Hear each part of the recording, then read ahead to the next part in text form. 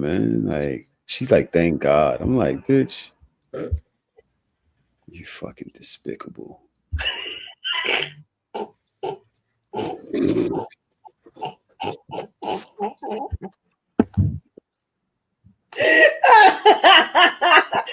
Nah, the glasses is killing me. You saw it early. You saw it. I see what type of show this about to be. I'm not playing with y'all today. Yeah, it's that type of fucking day. I have nothing. I am innocent per usual. I just want to throw that out there. Thank you very much. Well, we ain't even got to do all that. I'm gonna let the other people talk for us. So y'all ready? We've been waiting for this episode. I've been waiting for this episode for, I want to say, a year. 3 months ago, I thought I wouldn't be having it. 3 months, maybe a little bit over 3 months ago, I didn't think it was gonna go this way. As the shit went forward, oh yeah, I got work for everybody. Ooh, I got work for everybody. Are we recording? I don't see the time ticking. Excuse me, time is ticking. Oh, we are recording, and let's go. Y'all are cowards. Y'all are cowards. Wow. Black women that are sitting up out here going to fucking Starbucks, black queer people that are going to Starbucks, going to McDonald's, rubbing. Y'all are cowards. Because there's no fucking way you can look me in my eyes right now and look around and say, this is a white supremacist country, a racist country. And the first thing you do is participate and uphold that fucking white supremacy. You uphold that racism. Instead of saying, fuck, we have white supremacist fascism on the way. We need an anti-fascist movement, a well-organized anti-fascist movement. Y'all decide to participate in the fucking fascism. Y'all are cowards. Because I can tell little you mic right for now, me. It's a little mic. If the United States government went and drone striked one of your fucking family reunions while y'all in the middle of the electric slide, maybe you'd feel fucking differently. Yeah, go off, girl. Say your shit. Maybe y'all would still keep tap dancing. I don't know. Yeah. So I can't. But the way y'all reacting right now is fucking disgusting. Crazy. It's a disgrace to our ancestors. And I know people be saying that shit and like, blah, blah, blah. It is a disgrace to our ancestors. Y'all clearly don't know Black history. My ancestors, the folks that I come from, you know what I'm saying? They were actually fighting against the power structure that be in this country. And that power structure is rooted in the economic power of this country. It's rooted in the war power of this country. It's rooted in the racial caste system.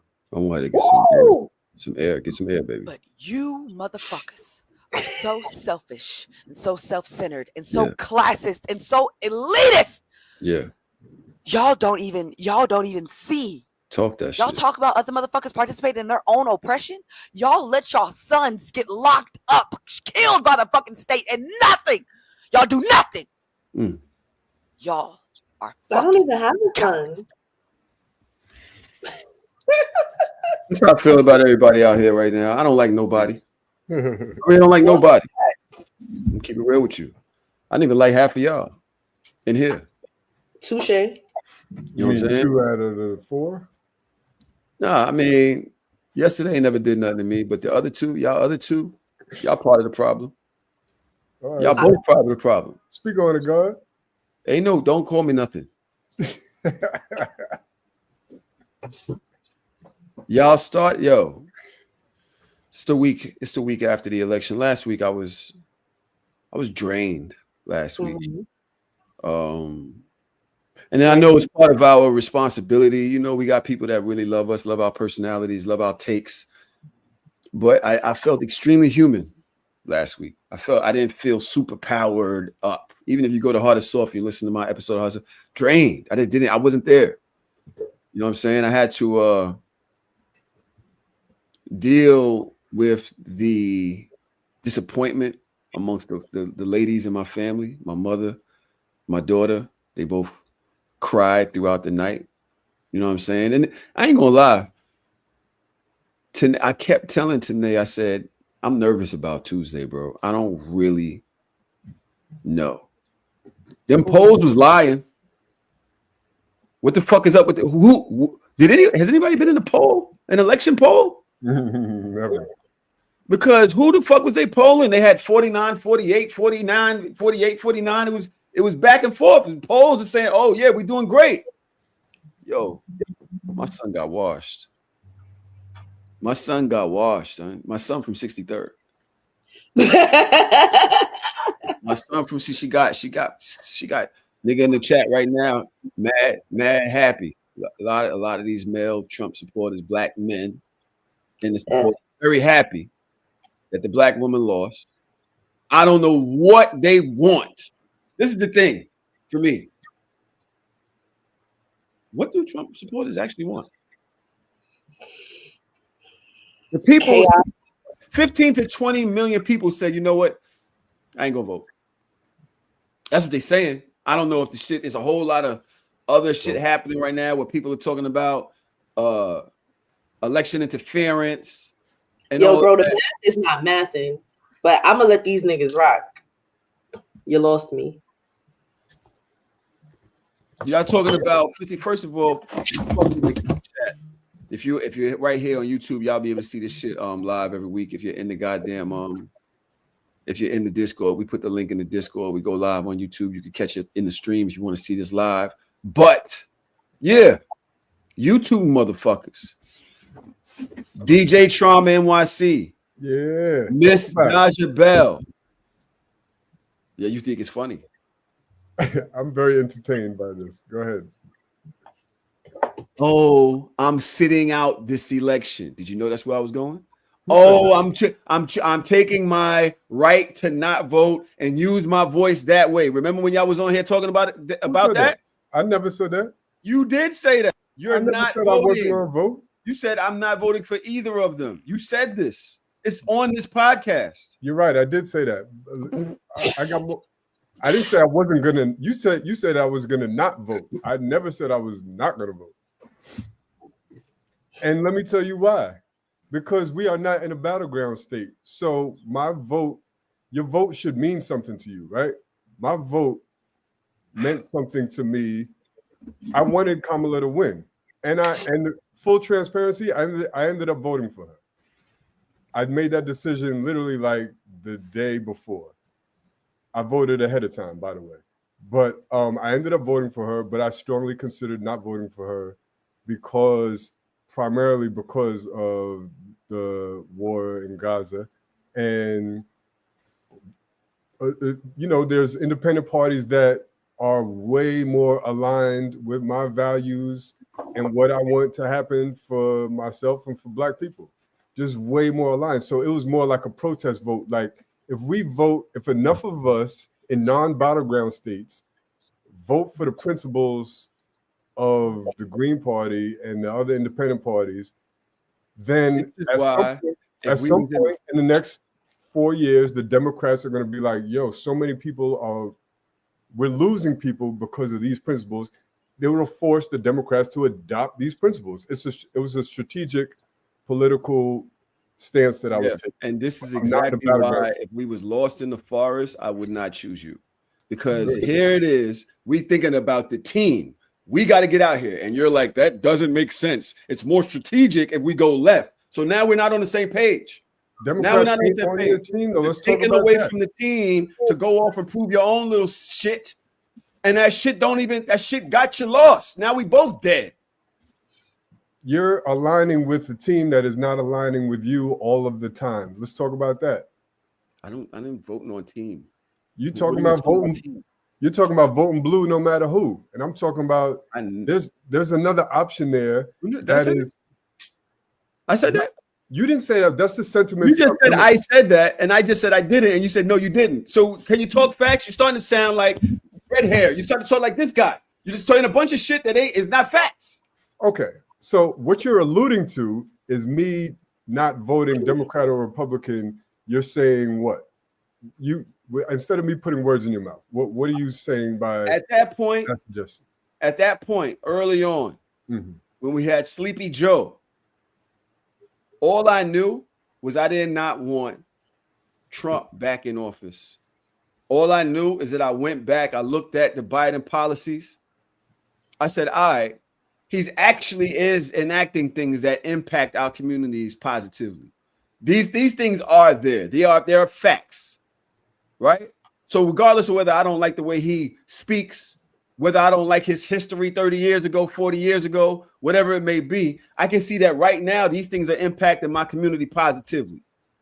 So yeah, I'm going to go with that. I'm going to go with policies over person. Yes, that's what I was choosing to do. I also knew that Trump has largely backed the reversal of Roe versus Wade. Mm-hmm. I am a person that I believe protects the black women in my community. I am a person that I believe protects marginalized people in my community, regardless of how I present often on Instagram. I'm actually doing those things. When something happens, I'm outside in the street. We've had arguments about that. Yes, I show up. So yeah, for when I see that there are, nigga, Clarence Thomas was anointed or appointed into the fucking Supreme Court when I was 15. I am 50. And this motherfucker's still there. Damn, I didn't realize. So regardless of what I do or don't like about Trump for the next 4 years, all of that, I'm thinking the bigger picture. The bigger picture is I cannot allow this man to impact the nature of this country that I live in, that my daughter lives in, that my goddaughter lives in, that my other goddaughter lives in, to the point where they're fucked for the next 40 years because I wanted to do some shit that just shows my fucking, oh, I stand with these people even if they only get 15%, but that this person that could actually win needs that 15% to win. Can I interject? No, I'm not finished. I know you're not finished. That's why I want to interject. Want to be interjected. It's an important interjection. This motherfucker can now get in, and you know that they all on his side. They all fuck with him. So he could be like, hey, y'all two, y'all about to be 70. Y'all get the fuck up out of here real quick. I need to anoint some 26-year-old people that is really on my shit. And now this country's the next 70 years super conservative. That's it. Fuck all that civil rights shit. Fuck all that LGBT shit. Fuck all that women's rights shit. No, fuck all that. For the next 70 years, this is the world that y'all live in. Our world. You may interject now because I'm done.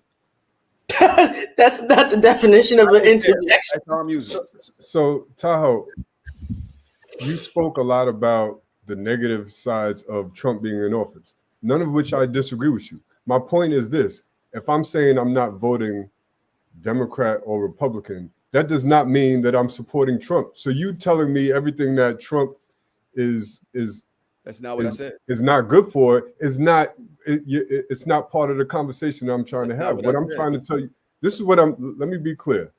Kamala was the most qualified candidate to be in office. I voted for her.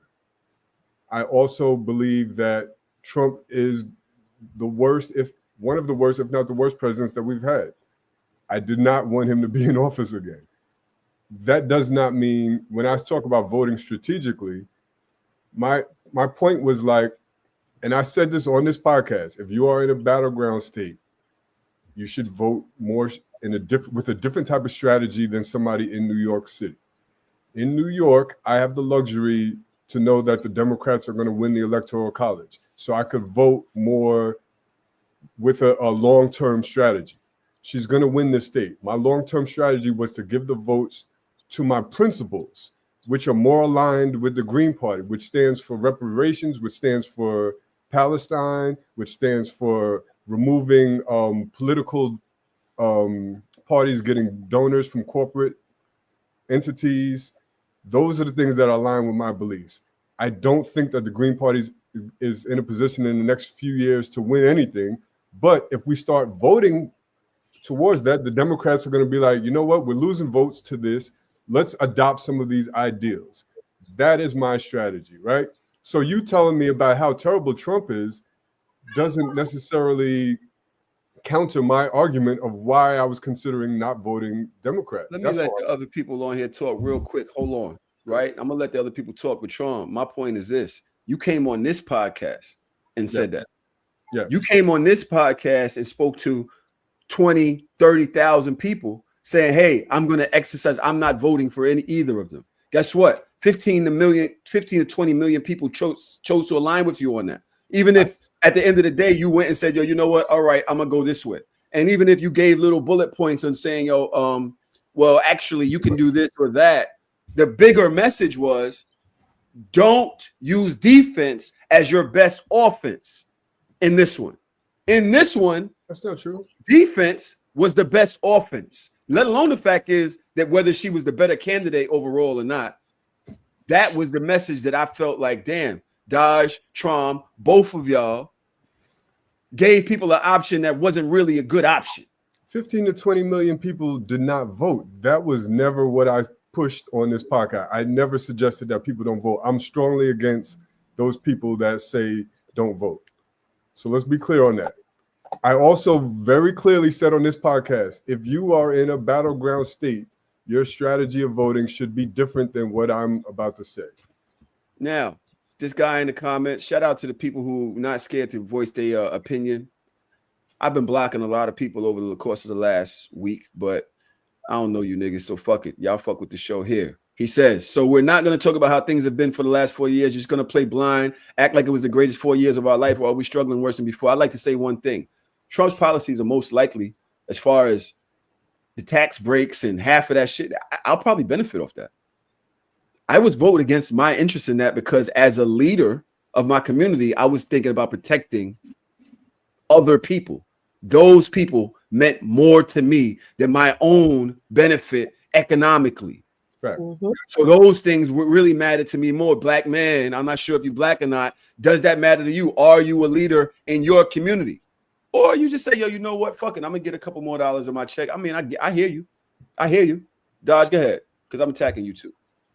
You're not attacking me. I don't give a fuck about nothing you're talking about. I said what I said. You have a one-sided argument there, friend. How you feel? Why are you attacking Dodge? Dodge didn't say all the shit I Yes, said. she did. She said, I'm I not really voting. did not. No. voted? You're talking about back when it was Biden versus Trump, and I basically explained that I am not enthused to vote for either one of them. That none of them basically spoke to me, spoke to my soul. Like I didn't want to vote for either one of them. Never said I wasn't going to do it. I just said I don't want to do it. And then when Kamala came on the scene, I said that I'm not empowered, and I feel I'm afraid of her running. I said that I'm afraid that she's not going to win. These are all of the things that I said. So, I mean, again, this is a one-sided argument. What I said is what I said. What I did is what I did. And I'm not going to argue about something from months ago. Argue with yourself. Your man says, yesterday, I'm going to get to you in a second. Your man also said, when are you going to talk about the fact that Roe versus Wade was a landmark case and all he did was strike it down and give the decision back to the state? There's still plenty of legal options. There's not plenty of legal options. That's not true because it's illegal to go out of your state. If your state mandates that abortions are illegal, then you cannot go out of your state to get an abortion. Therefore, all of that pretty of legal options, that's some bullshit. You have to live. I can tell y'all what's finna happen if y'all ready for that. I like this. This is a mute point to even try to argue. I'm sorry, I can't. That's dumb as hell. The feel when you're totally not pressed. The feel when we control your bodies. Hey, bitch, we control your bodies. Guess what? Guys win again, okay? Men win again. And yes, we control your bodies. Hi, I'm your Republican congressman. Hi, I'm your Republican congressman. It's your body, my choice. And men, women again. Men win again. There will never, ever be a female president. Never. There will never be a female president, ever. It's over. Glass ceiling. Dude, it's a ceiling made of fucking bricks. You will never break it. Your stupid face keeps hitting the brick ceiling. We will keep you down forever. You will never control your own bodies. You will never be the president of the global empire. Never gonna happen, sweetie. Your body, our choice. This is what I'm talking about. Somebody probably married that nigga.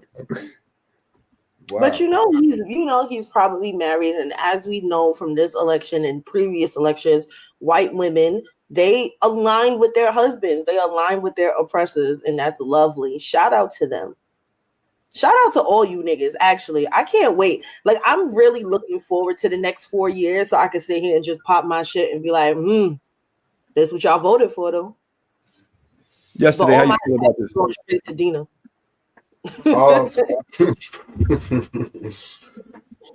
For me personally, I feel like, well, I voted for Harris. Let me say that I voted for Harris. I'm a climate change activist, so you just start and stop with that. Like, so you know where I stand on that.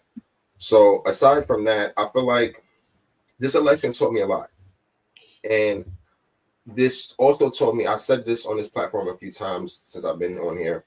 I've told y'all how important social media was in the grand scheme of things, and how powerful these media tools are, right? And to me, I just thought that it was so interesting that even in the days after the election, you see all the news outlets are talking about social media, X, podcasts, how detrimental they were to swaying the election, right? And to me, I've been studying this for a long time, since 2016. So this thing kind of reminded me of what happened back then with the Facebook Russian interference. So, but this was like an upgraded version. And also, too, you have Elon Musk, the owner of X, that's controlling the algorithms. So we spoke a little bit before we recorded, and you was like, "Yo, who's doing these polls?" You asked that, right, Tahoe? Like, yo, who's casting these polls? Because these polls is seeming really off from what's really going on, in real life. And I think there's a fundamental disconnect between real media and new media of today.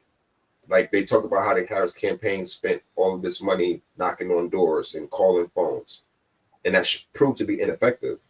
And I think we've watched a shift in our electorate of how people consume news, digest news, and receive news. So I think that's, to me, was the most important thing about this whole thing. Like, who you voted for, what you think on the issues. Like, we're past the point of facts. We're not in a fact. This is not about facts anymore. This is not about reality. You get what I'm saying? This is about my side and your side. So I feel like we have to stop thinking, and we have to even start having a conversation about it like this is Obama, Mitt Romney, or even Hillary and Trump the first time. This is a whole new game right here. And we see the people that the Joe Rogans, the Aiden Rosses, streamers, podcasters, these people are moving the needle. Now, that's why I think it's important when we have these platforms to really speak honestly, truthfully, and be mindful of what we're saying, because this is the new media. You get what I'm saying? There's no more, like, there's 2,000 Fox Newses right now. You get what I'm saying? So I just think we got to move with a different mindset on how we even consume this stuff. How am I gonna? I find it interesting that Elon thing, the whole Elon presence in this election. The fact that Starlink was doing the votes, and the whole him giving $1 million to any random Trump supporter or shit is just, I don't even know, like, if I'm thinking election interference when it comes to that, when you own a social media company, and I'm seeing all of these ads, all of this stuff that's pro-right or pro-Trump being pushed to your page. I got a homegirl right now, her shit, because she's been going so hard against him, she's shadow banned. She has 35,000 followers. She's never been shadow banned. She's never posted porn. She's never done anything that's crazy. And now you see her post, they got 1 like. This girl gets 500 likes, 1,000 retweets on any given fucking post before she started talking about politics. Now 1 like on her page is nuts to me. You understand what I'm saying? Can I come to that, Tom? To that point right there, think about all the people that are in the middle that don't really know where to go. Think about how you now have a 24-hour cycle of shit in your hand all day, every day, pushing to you this nonsense. So it's hard to even look at the people and say, yo, you guys are not digesting the facts, because what's the facts? What's facts anymore? What's reality? Anymore. I can go find whatever it is that I'm looking for. And if something's being pushed to me, I'm more susceptible to think that it's credible. So it's crazy. Like I said, that element, I said to y'all before, that was the most crucial piece of him winning this election. They'll do the docs on it later, but remember I said it to y'all. The idea of information, I guess that's what we're talking about right now, information. And I think more so is misinformation. The young man in the comments spoke about, I believe he said, it just gave the power back to the states. Now, I'm not sure if I'm right or not, right? So I'm going to throw this out there, and I want to know what y'all think about it. It's just how I feel. Once they repeal Roe versus Wade, they give the states the right to basically oppress certain people. To me, that's how that looks. Is that the wrong word? Because if you're basically that's the wrong word. Basically, when you're talking about giving states the power and giving states the rights to basically control their own state, I want you to think more of like Plessy versus Ferguson, more of like Brown versus Board of Ed. Like, so what's going to happen is the states are going to just be able to say what's legal and what's not legal in their state. And the federal government cannot really do anything about it because the states have their own control. I.e., if you live in a super conservative, more so red state, they're going to have more conservative laws to not necessarily oppress their people, but to keep their people in their state aligned with what they think is right. If you live in a more liberal state, then you probably have a little bit more freedoms. But the federal government is not going to be able to come in, and the Supreme Court is not going to be able to come in and say that's illegal because it's legal within your state. And at what point, and again, this is just me and the way I feel, and it's my show, so I can say what the fuck I want, motherfucker. In the comments, I can say what the fuck I want.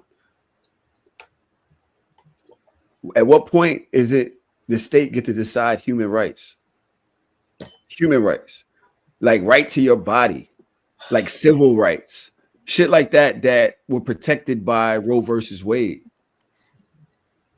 I mean, you're talking about something that is going to be very nuanced because the last time the states had as much control as they are about to have right now was during the civil rights era. Stop doing that. Oh, wow. That was during the civil rights era. So if we're talking about the civil rights era, we can't really speak on it because you're talking about things that were separate versus equal or separate and equal. You're talking about segregation. You're talking about taxpayers' dollars in certain neighborhoods, supporting schools in certain neighborhoods, parents being able to choose what school they want their kids to go to. So they're going to choose the schools in the more affluent neighborhoods and the more conservative neighborhoods, and then leave the hood to kind of fend for themselves. There's so many different things and nuances from the civil rights era that we didn't get a chance to see because we weren't born. And now we're going to be able to see. Don't worry, that step arm was fine. She'll be able, she all right. I haven't seen her since you pushed her clear out of that screen, boy. She stiff arms right out the room. Pissing me off, yo. Having kids is she didn't cry though. Now you want to kids. knock on my door. Come in. I hate that shit. Kids will just woke up in your shit and just like, boom, I'm here. What the fuck? I did come in.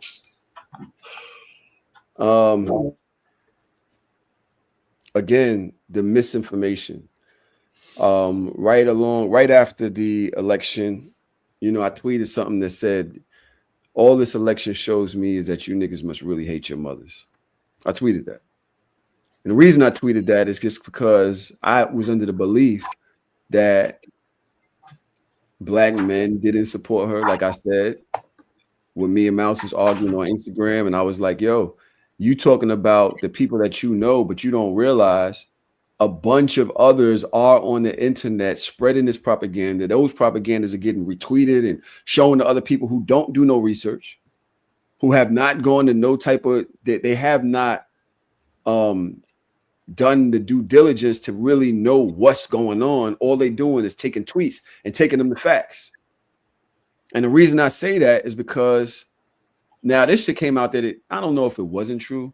I have some stat sheets here that basically are saying black men, 3 out of 4 black men voted for Kamala. I believe it.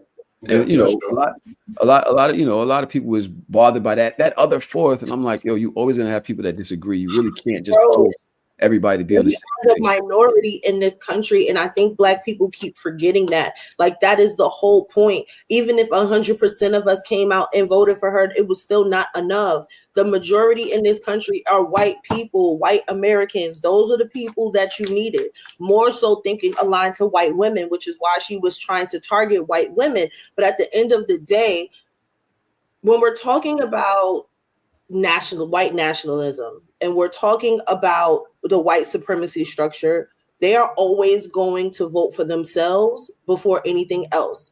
White people do not want to become a minority in this country. They are going to vote for their whiteness 100% all the time. So now when you're talking about Trump and his policies, and the one thing that he wants to do is thinking about mass deportation, he wants to get rid of the fact that if you're an immigrant in this country and your parents, who's that? Who's what? Yeah. Y'all don't hear the echo? I hear. Okay. No. He's literally saying right now in this country, damn, that echo. Can y'all still hear me the same? Because I just turned my camera down. Okay. So he's saying in this country that just because you were born in this country by immigrants does not necessarily make you an American citizen anymore. He wants to repeal that. And then instead of deporting and separating families, he wants to deport the whole entire fucking family. So you're talking about a whole bunch of people that make up the BIPOC community in this country, mass deportations back to their own country, and then whiteness is going to be even more of a majority in this country. Have fun. Do y'all actually believe that black people were not a part of the problem when it comes to the situation? No, I think, I'm sorry, not to cut off. I think, to be honest with you, if you just look at the numbers, there was maybe like a couple percentage drop-off points that went the other way, but mostly in large, I think was like 78% of black men voted for her. I think the real story or the real swing is the Latino vote. Like, everybody else kind of voted in pocket or kind of voted on brand with what we expect them to, except that class of people or group of people. I want to say class. And I feel like a 25 to 35% swing from Biden to Trump, that's a very large, like, something happened there. Like, that wasn't just a few percentage points. Like, so I feel like I don't know what was the problem or what was the misstep, but by and large, a large amount of Latino people, men and women, chose to go with Donald Trump, even with all the stuff that he ran on. So I think that's interesting. Trom? I'm not a big fan of the blame game, and I'm gonna make an analogy. It's like there's so many factors and variables. You all right, dog? Yeah. Oh, she fell. Oh, okay. There's so many factors and variables into why people may or may not have voted for Kamala, and you can't blame the people on why they didn't vote for her. Matter of fact, I'm not even gonna make the analogy, right? Because I don't want to go off on a tangent, right? But it's basically what I'm saying is, like, if people didn't vote for her, then maybe that there's things that she or the Democrat Party didn't present to gather their interest. And there's always going to be the group of people that no matter what you say, they wasn't going to vote for her. You know what I mean? Whether it be for race, gender, or policies, whatever. They just weren't going to get her vote. But to start blaming black men as a whole or any group, I'd be like, well, what is it? How did we, when I say we, as in Kamala and her team, what did we not do to get their votes? What did we not say to get their votes? And there were a lot of things that we could point to before we start blaming the voters. You know what I mean? It's like, I'd like to hear some of them. so Some of one of them is what you started off with on this show, Tahoe. A lot of what the Democrats and Kamala ran on was Trump is terrible. Vote for me because if Trump is in office, it's going to be worse. It's going to be this, that, and the third. That's not going to excite people. You're not going to convince those 15 to 20 million people to come out and vote that don't normally vote. That's for one. And for people that are on the fence, it's like people are tired of voting for lesser of evils. People want to be excited about who they vote for. Like with Obama, people came out in record numbers because he gave a little bit more excitement. But there was other variables in play. Obama also came after 8 years of George Bush. He also came after a recession that George Bush was, that was on his watch.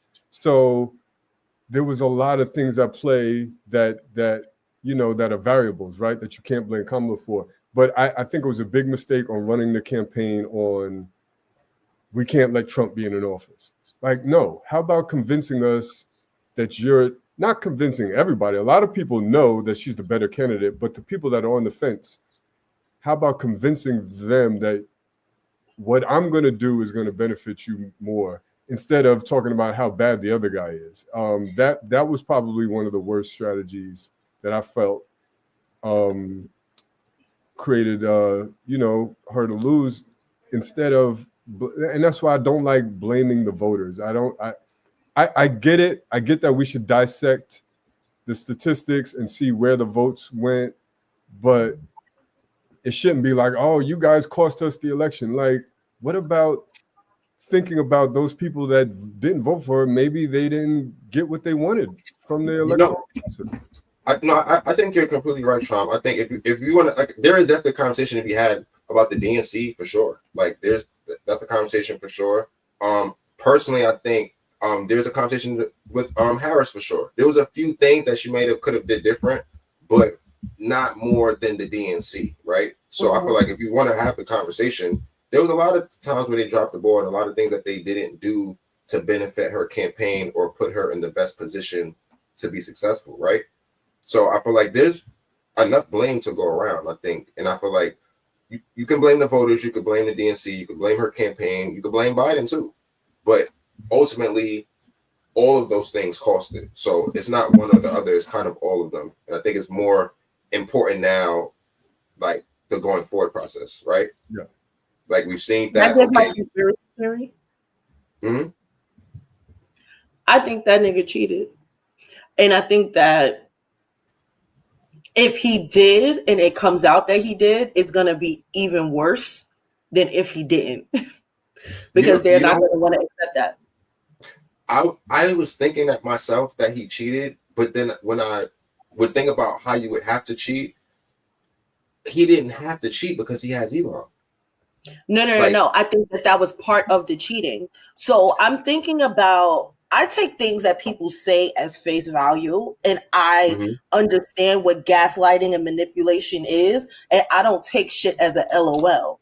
So if you're sitting in front of people and you're saying, oh, you don't even have to vote, we have all the votes that we need, and this is before election day, and you're saying after this election, you'll never have to vote again. We have all the votes that we need. Y'all don't even have to come out and vote for me. We have all the votes that we need. I'm taking that as face value. That's not an LOL moment for me, right? And then also thinking about all of the elections that I've ever seen in my lifetime, which is about 4 presidential elections, I think, which is about 4 of them. And understanding when you think about the Bush recount in Florida, thinking about how long it takes to call some of these states and thinking about how fast this happened. I've never seen states called this fast in my life. Like, I feel like at like 9 o'clock, she was at like 27, he was at 90 something. And I'm like, that's odd. Like, am I delusional? Like, am I just living in a bubble? But then also thinking about my own personal experience, how I mailed in my absentee ballot and it gets there and they tell me there's no ballot in the envelope. And then I have to physically go and vote the day of. And then I had to vote the day of, and that had to be mailed out as well, even though it was New York. So they were going to go blue anyway. But I just find like, how does that work for other people that were in my position when their ballot had to be mailed out that day to their state to be counted, but your state was already they already called your state before 9-10 o'clock at night. And then I'm also thinking about voting down ballot, and I'm sure we all understand what that is. If I'm going to vote for the Republican, I'm going to vote Republican all the way down ballot. It's not many people that will vote for a Republican president and vote Democrat down ballot. And I'm trying to understand how in the states, the swing states that she lost, how we have Democrats that won. So you mean to tell me that they all voted for Trump for president and voted Democrat for their Senate and Congress and state legislatures and all that, and made it like, the math is not mathing to me.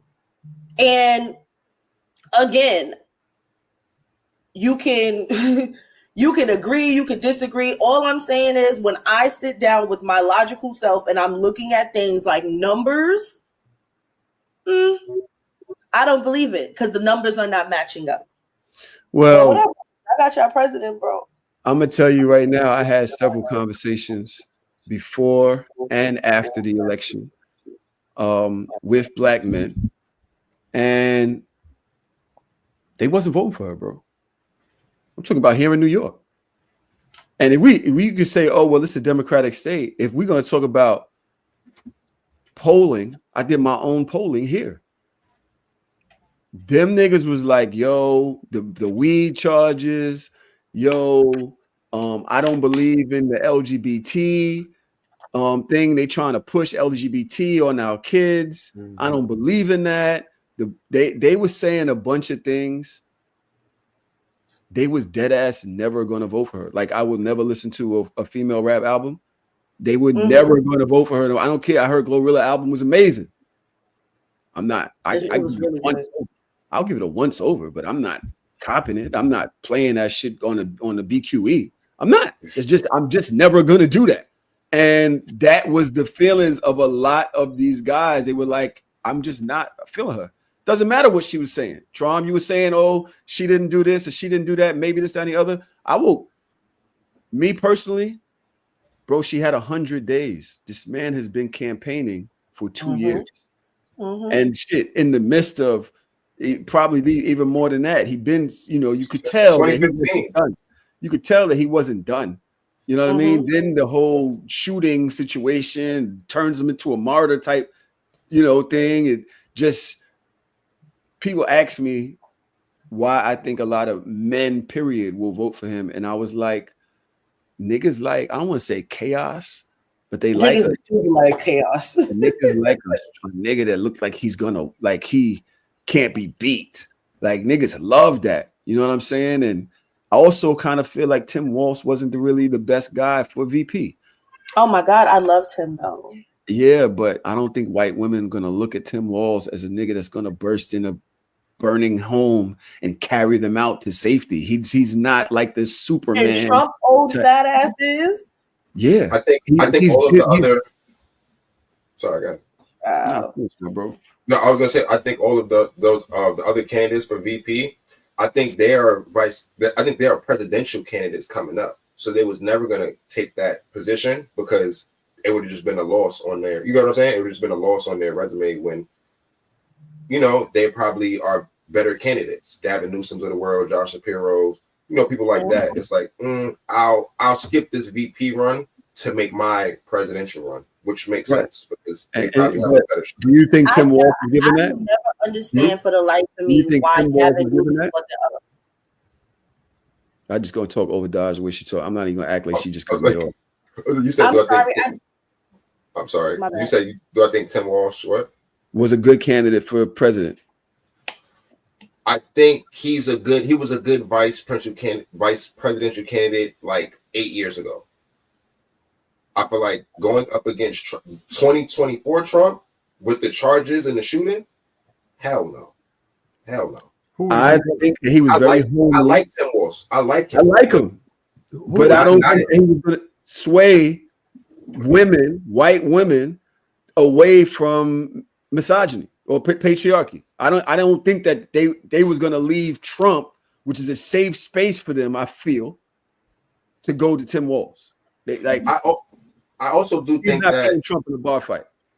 I do think that Trump did such a good job on like marketing against Biden that I really feel like it didn't really matter if he wasn't a new candidate, not connected to the Biden administration at all. I think anybody connected to that administration just wasn't going to win. Because if you look at any of the exit polls, it was 7 out of 10, 8 out of 10, 9 out of 10 people said they hated how this country was going. They hated the direction. They hated what's been going on. And I think 8 out of 10, 9 out of 10, that's a very, very hard hill to climb out of. Like, and especially in, she had those situations where they asked her, are you going to separate yourself from people? And she was like, oh, separate yourself from Biden. She was like, no. Yeah. That's where she fucked up. With 8 out of 10 and 9 out of 10, you can't say no shit like that. That's where she fucked up. Yeah. She should have separated herself from that Biden administration fast. Like, yo, I'm vice president. I can only do what I can do. But when I'm president, I'm going to do shit my way. Let him do his shit his way, but I'm going to do the shit my way. That's a slippery slope because it is, but it was a better strategy than aligning with a nigga that everybody hate. Yeah, there's too many people in opposition. I think I know what you're about to say, Tron, because when you distance yourself, then you're taking away all of the good stuff that you did too, which is what can be problematic. But I think that number was just so insurmountable. I think it was just really hard to say that I'm part of that administration, but I'm trying to present as new. I think that was just an impossible game. I might have worded it in a way, like you said, like, I know I was part of that, but I'm a different person, and this is what I would do moving forward. But it was difficult. Like, honestly, she was set up for failure from the beginning. She had 100 days to try to do this. So it's hard in 100 days to distance herself from Biden, because the only reason why she was on the ticket was because she was on Biden and Harris ticket already. Right. The only reason why she didn't have to run in the primary. So she can't distance herself. The only reason why she got all of that campaign money from the jump was because she was a part of the Biden Harris. So she can't automatically be like, oh, well, that's not me. But like, well, then give us our money back then. You know what I mean? Right. So I got a couple of quick points. Tim Walz, I think that he was the best VP candidate because if not him, then who? Gavin Newsom could not be a VP candidate because he's from California. You can't have two people from the same state. Shapiro. I forgot about that. Shapiro is Jewish and a little more progressive, and I like Shapiro. The reason why I like Walz is because although Walz doesn't necessarily appeal to white women, I think he appeals to the everyday gun-toting white man. How? Because he's more of a middle road. He's not like a true Democrat. He's more like a bipartisan kind of Democrat. He has a lot of Republican tendencies. He has NRA tendencies. He likes to go hunting. He wears regular ass lumberjack clothes, and he's a football coach and all that shit. He appeals to the Sunday afternoon white guy that drinks beer and watches the Dallas Cowboys. And although he doesn't appeal to white women, a lot of white women vote alongside their white man.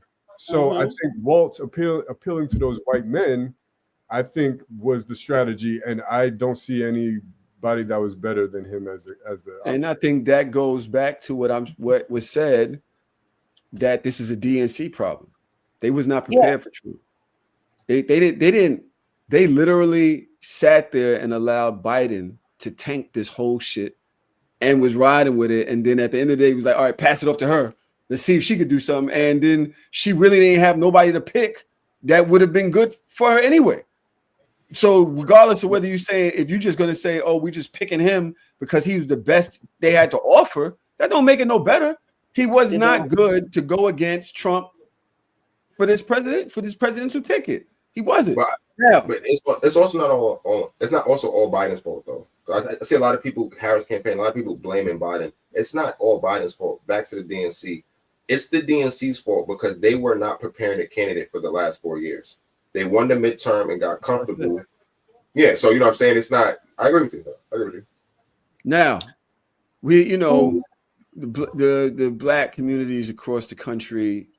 I got stats here. It was pretty positive. We lost a couple points with people like these guys that are in the chat, that was never going to vote for her no matter what she did. But the Latino population, I told y'all last week, I'm confused. I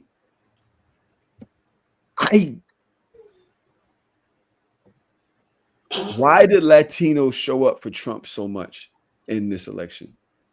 What is the thing? I heard one Latino in an exit poll on an interview that said something. I don't know if he speaks for the majority, but what he said made a lot of sense. He said, I'm an immigrant, but I got here legally.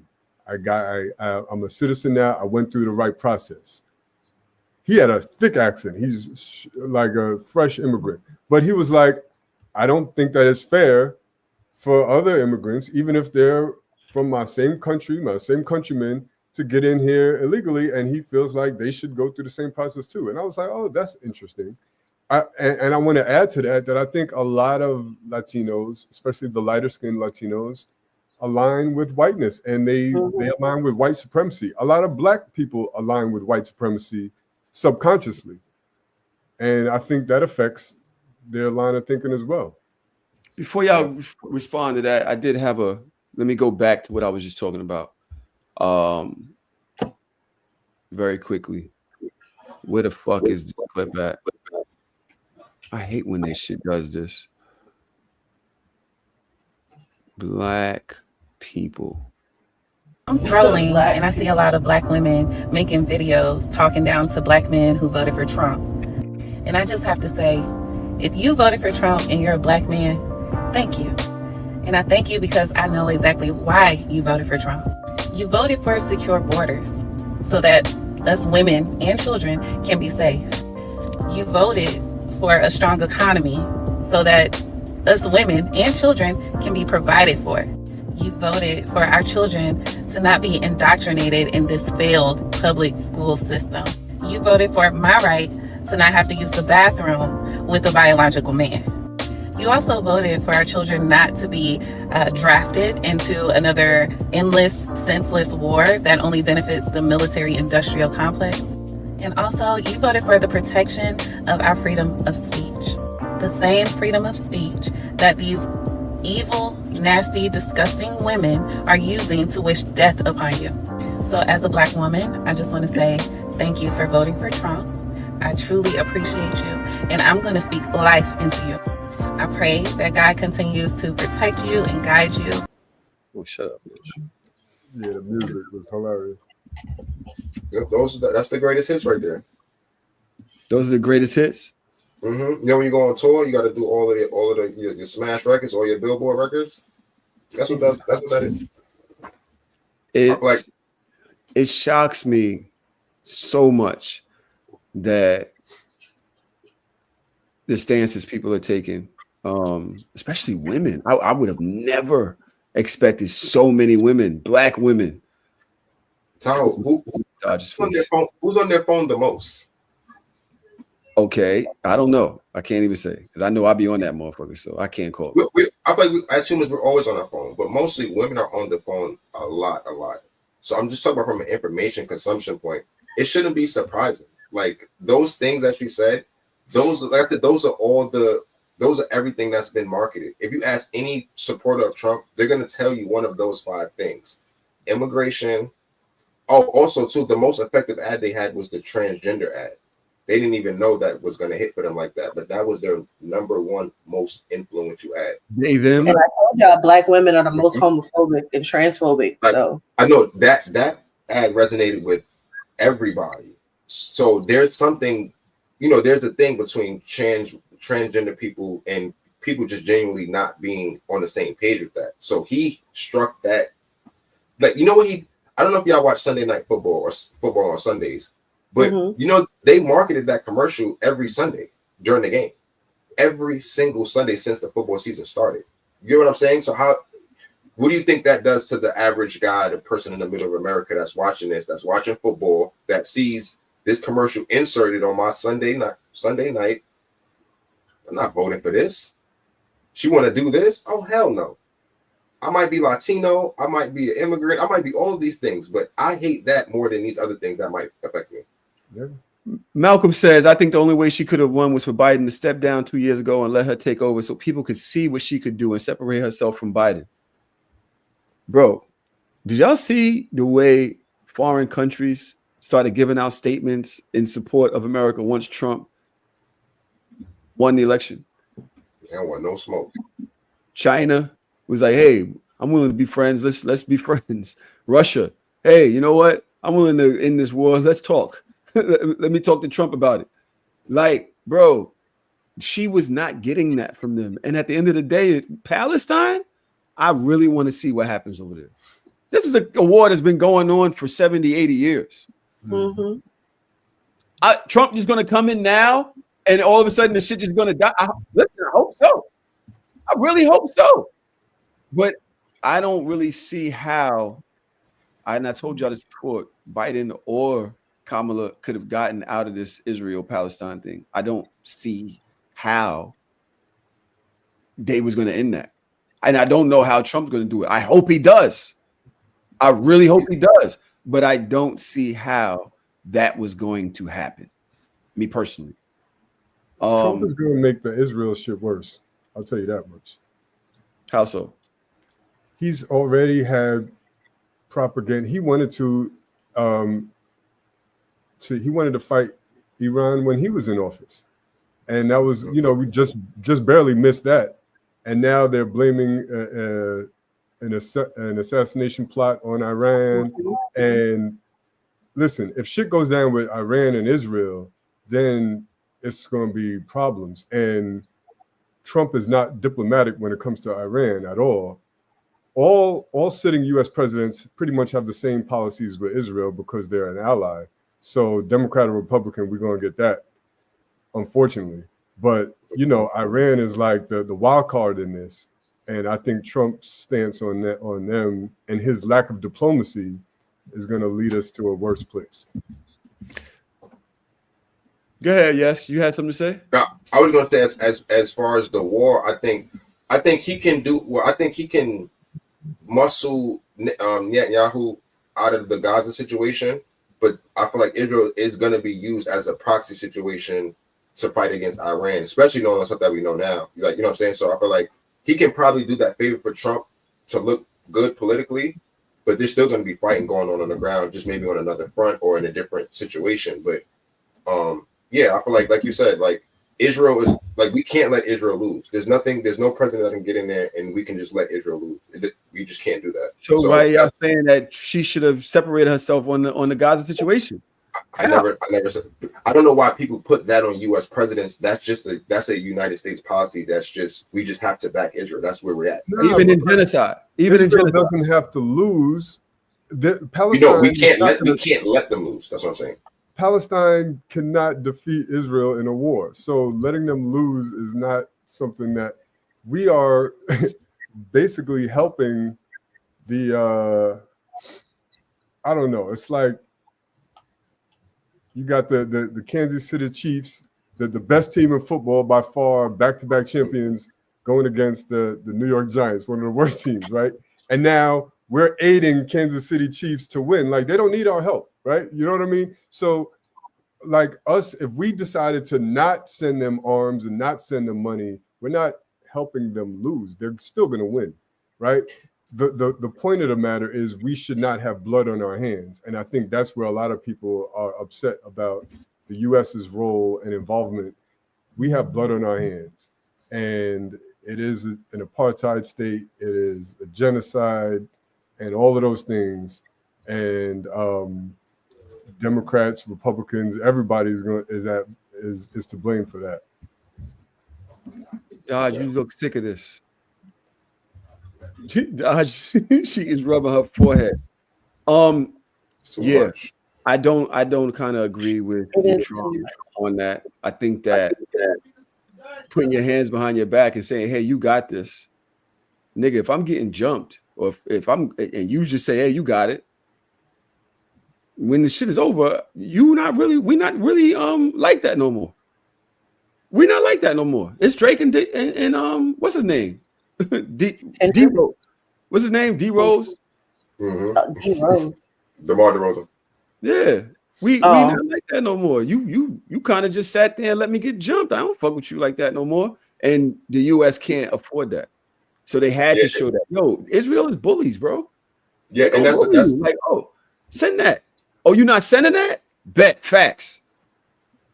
No, all they'll do is just go get into a conflict where the U.S. has to back them. That's what Netanyahu is playing that in the middle. So he's basically telling us like, I'm gonna chill, I'm gonna do this, but he's not, and we can't really do anything about it. You get what I'm saying? So that's where it's like we're just in a weird matrix of having to talk, but he's gonna do what he wants to do because he knows that we can't cut them off, we can't go against them, we can't fight them ourselves. All we can do is just hope that he does the right thing, essentially. I'm gonna keep it real. I see a lot of, and Tahoe, I know you disagree with me, people in the comments did.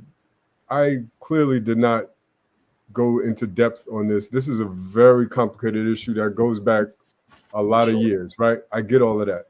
But I tried to like gloss over all of that.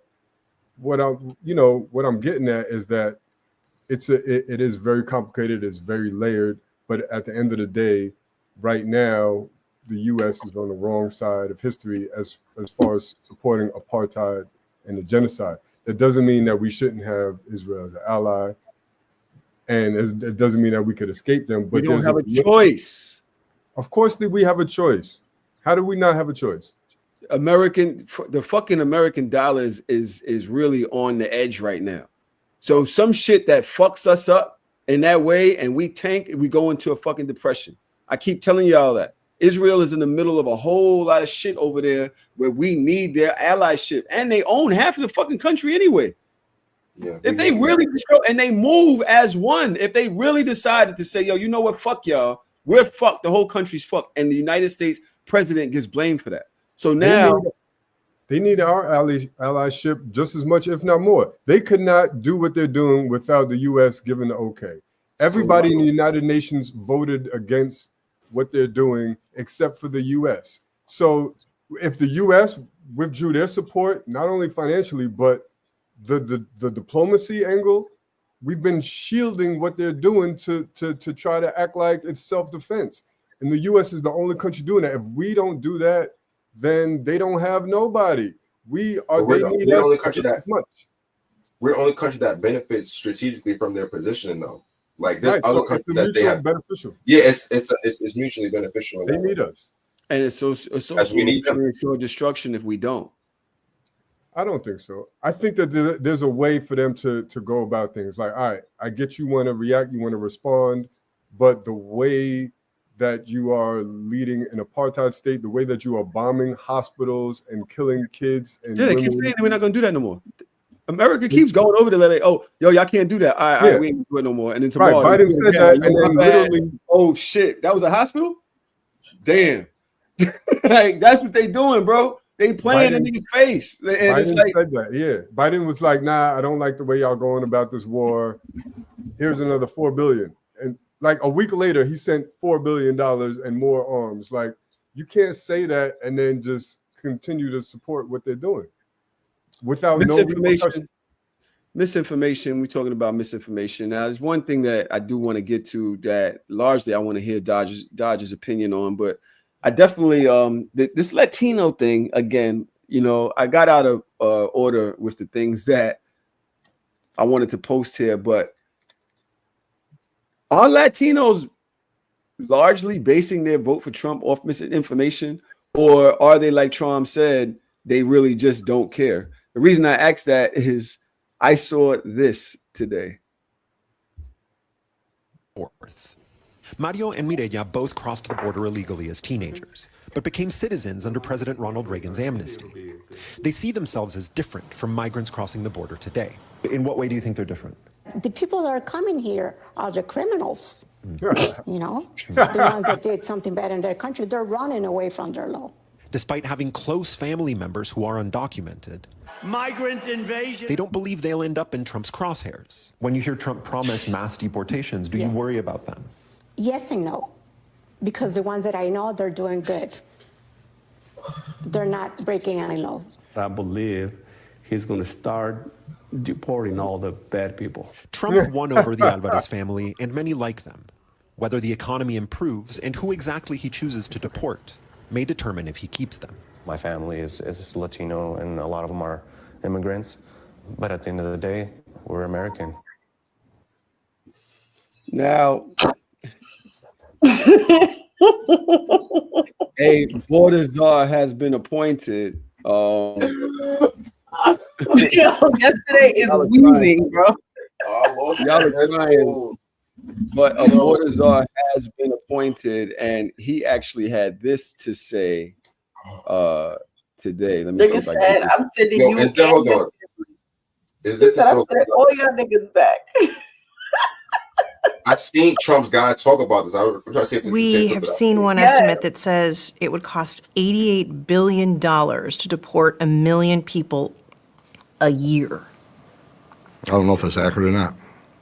Is that what American taxpayers should expect? What price do you put on national security? Is that worth it? Is there a way to carry out mass deportation without separating families? Of course there is. Families can be deported together. Okay.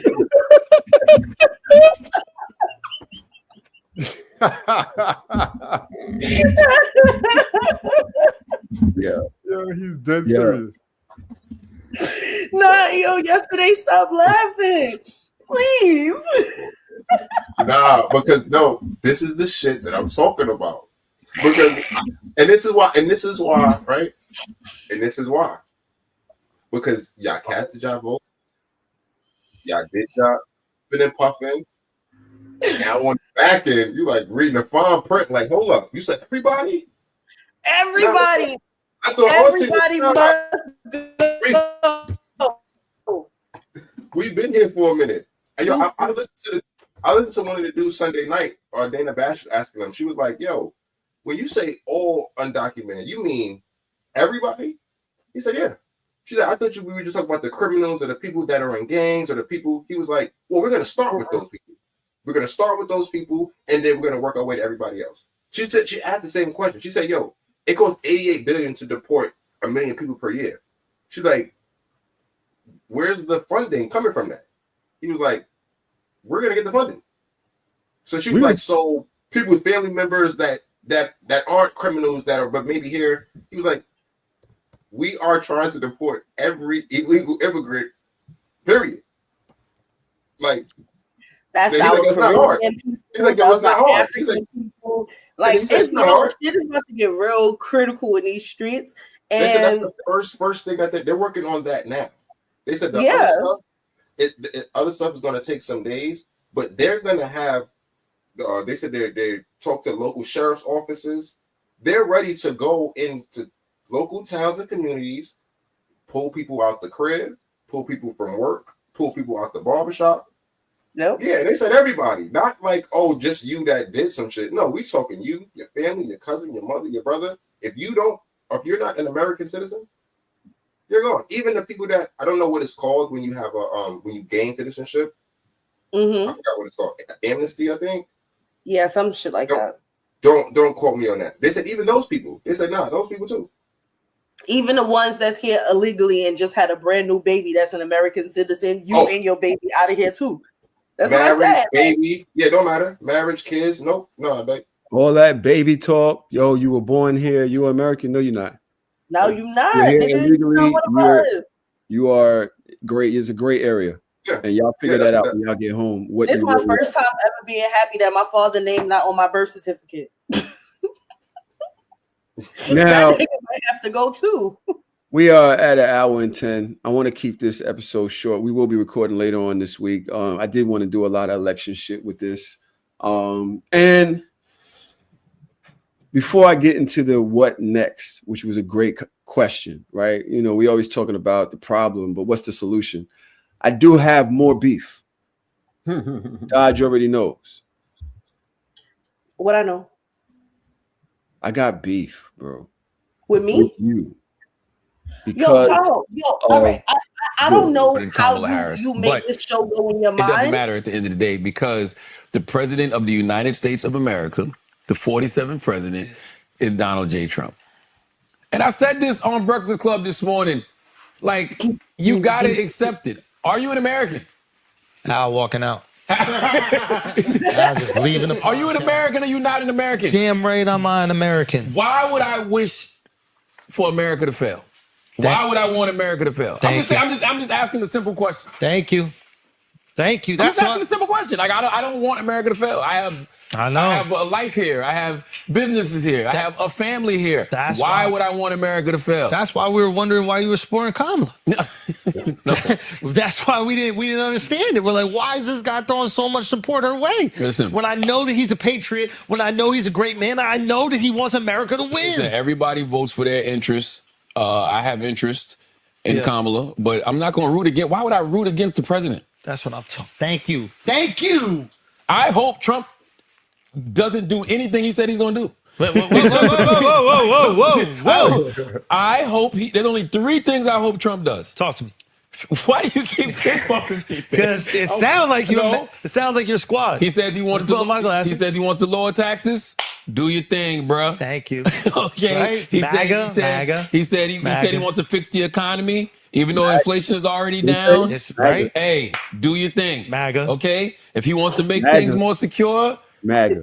build the wall, border security. Border it do up. your thing. Do your thing, Wody. But you're gonna need the Democrats to help you do that, though. Of course, it's gonna take bipartisan legislation. It's gonna take bipartisan legislation. Oh, they got the Senate and the House. So, well, they don't have the House yet, but it's looking like they're gonna have it. So they really don't need the Democrats to do shit. Hey, man. So they about to fix America, and the Dems about to get no credit for it. Well, What you want me to do with that? I don't know. Do what you got to do. I don't have shit. Again, I don't know how you thought this was gonna go in your head, but I'm telling you right now, whatever you thought you was finna get out of me, you not finna get out of me. I don't give a fuck. I don't care. And I listened to the whole episode. Fuck the clip. I listened to the whole entire The niggas episode. showed up with a Captain America shield and an American flag draped over on his back like a cape. What did you have to listen for? This is what I'm gonna say to you. I said it to you on Twitter, and now I'm gonna say it to your face. Messenger. You not the nigga to have this conversation with me. You the same nigga that will come up have a conversation with all types of fucking fits and garbs.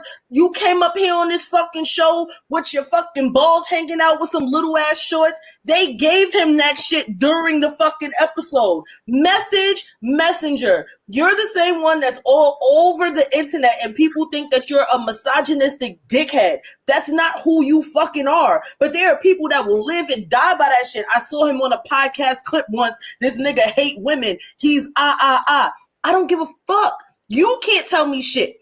So you can't just say, I was wrong. You wouldn't do all of that to discredit the motherfucker that you argued with on this podcast about. Instead of just saying, I was wrong.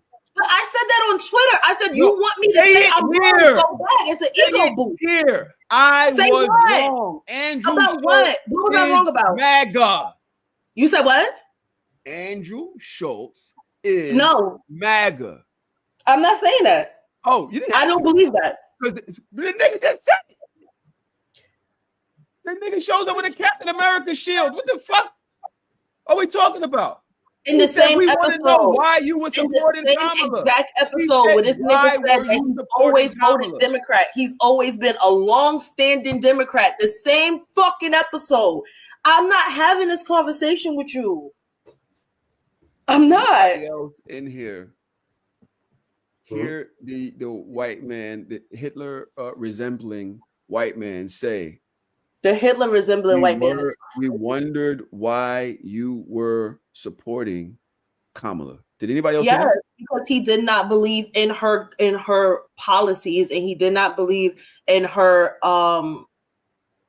he didn't believe in what the Democrats were saying about what they were going to do with her in the election. He voted against the Democrats in this election. Yes, he did. Because I listened to the whole thing. I don't care. I don't care.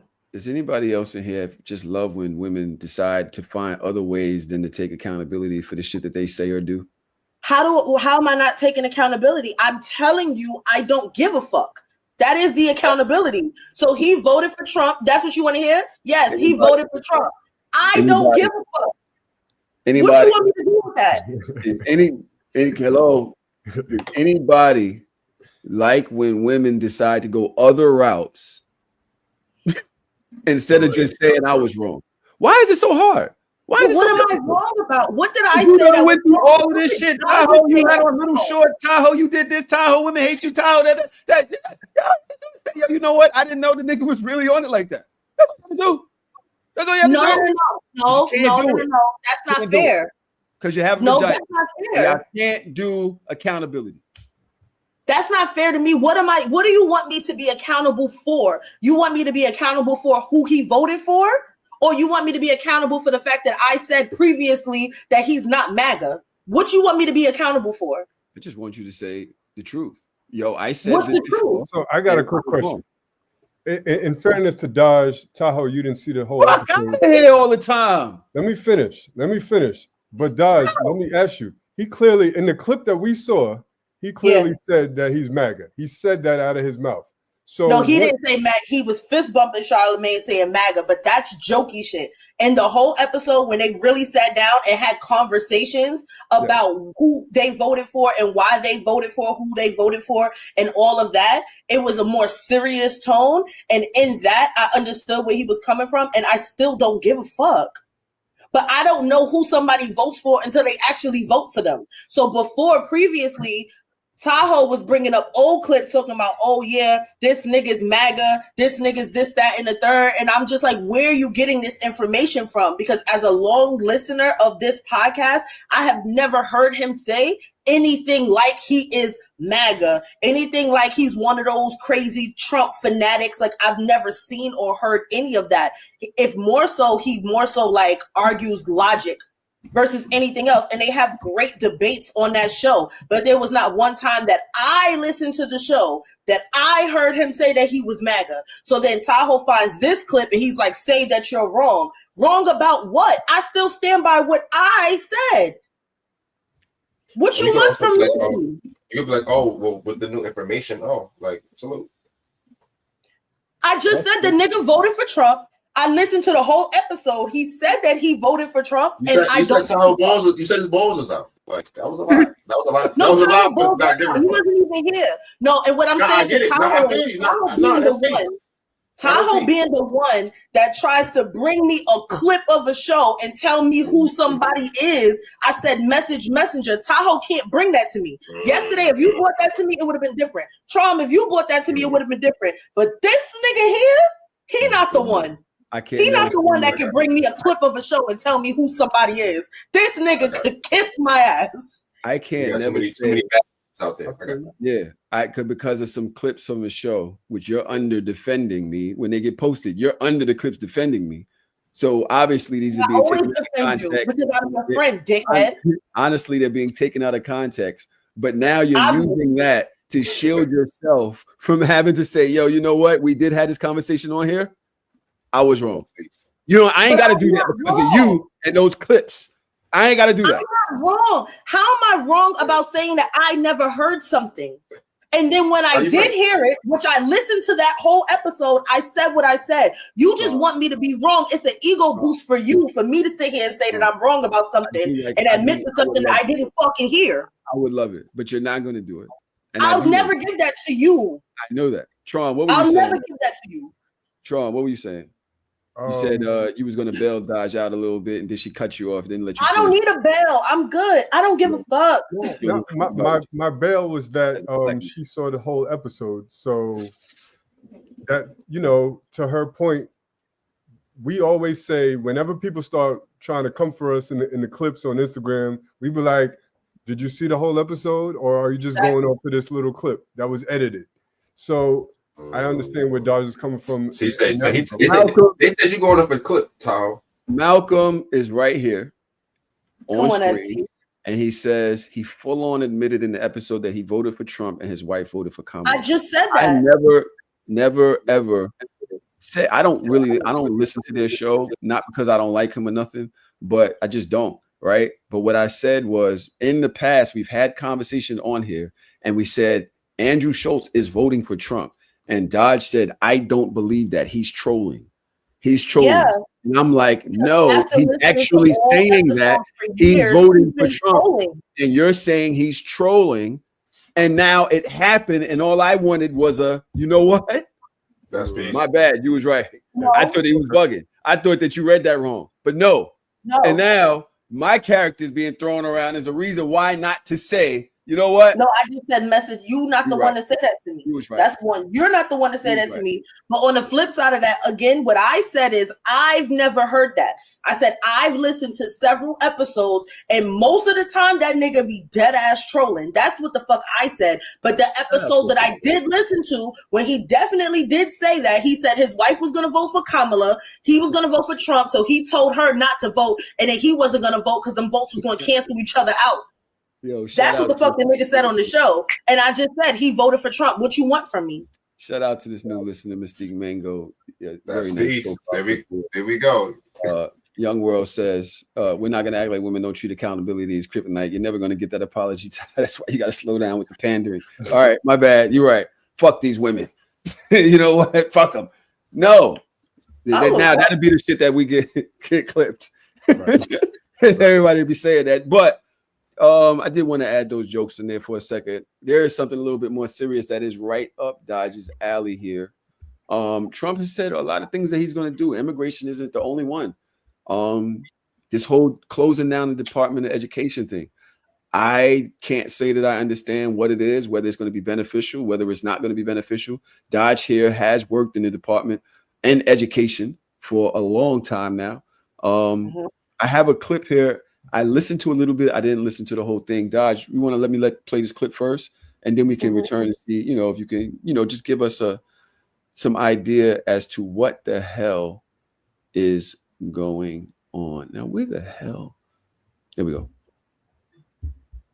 Department of Education, close it. So let's say you have a liberal city, let's Los Angeles, San Diego, and they just decide we're going to get rid of that history. We got new history. This is America built off the backs of slaves on stolen land. And that curriculum comes in. Then we don't send them money. That's Trump's Agenda 47 platform for education in a nutshell. Defunding and punishing teachers in schools that don't teach what he wants them to. The plan includes cutting federal funding for any schools teaching critical race theory or gender ideology, creating a credentialing system so only teachers who embrace patriotic values will be hired, and encouraging prayer in schools, just to name a few. But it also includes completely abolishing the Department of Education. Move education back to the states. But here's the thing, education is already controlled by the states. The Department of Education is just responsible for funding low-income schools, investigating discrimination complaints, enforcing federal education laws like the Disabilities Education Act, and collecting data. It doesn't control the curriculum. States do. Abolishing the DOE would disproportionately impact low-income students and students with disabilities. It could also result in school closures, teacher layoffs, and even fewer classroom resources. One of Trump's weirdest plans, though, is to go after universities like Harvard for turning students into communists and terrorists. He wants to replace the accreditation system with one that embraces conservative values and would issue huge fines to universities that don't comply. And then he'd use those funds to create a free online American academy with no wokeness or jihadism. Trump's plans for education mirror what's in Project 2025. It's extreme, overbearing, and hurts the most vulnerable.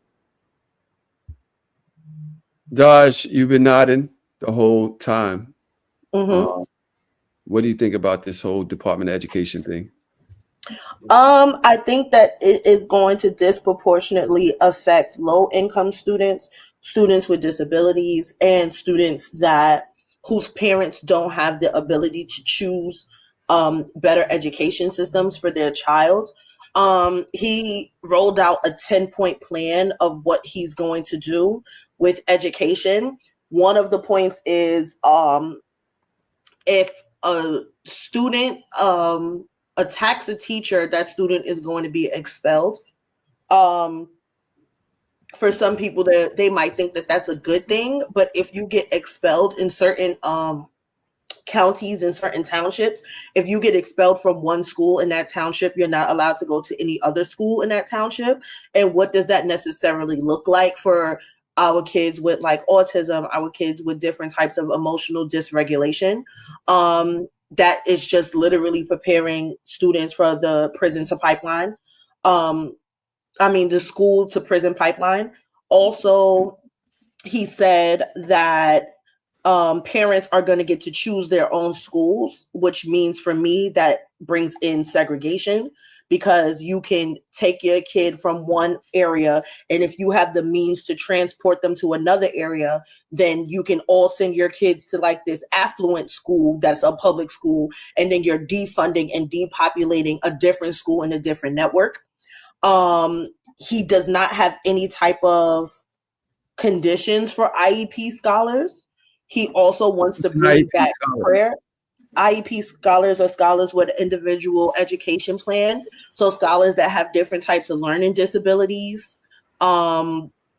There are no plans for them, and the Board of Education is what really streamlines them, thinking about the IDEA Act, thinking about Peoples with Disabilities Act.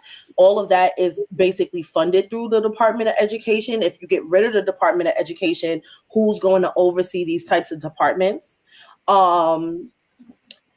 He also wants to bring back prayer in school, which is problematic and is mostly against your First Amendment rights. Because obviously not everyone in this country is a Christian. So what happens to the Muslim children have different religions, or if they're spiritual, whatever the case may be. So there's going to be a big implications. He also is talking about disciplining teachers that he doesn't feel that are good teachers. So there is like a whole process of that.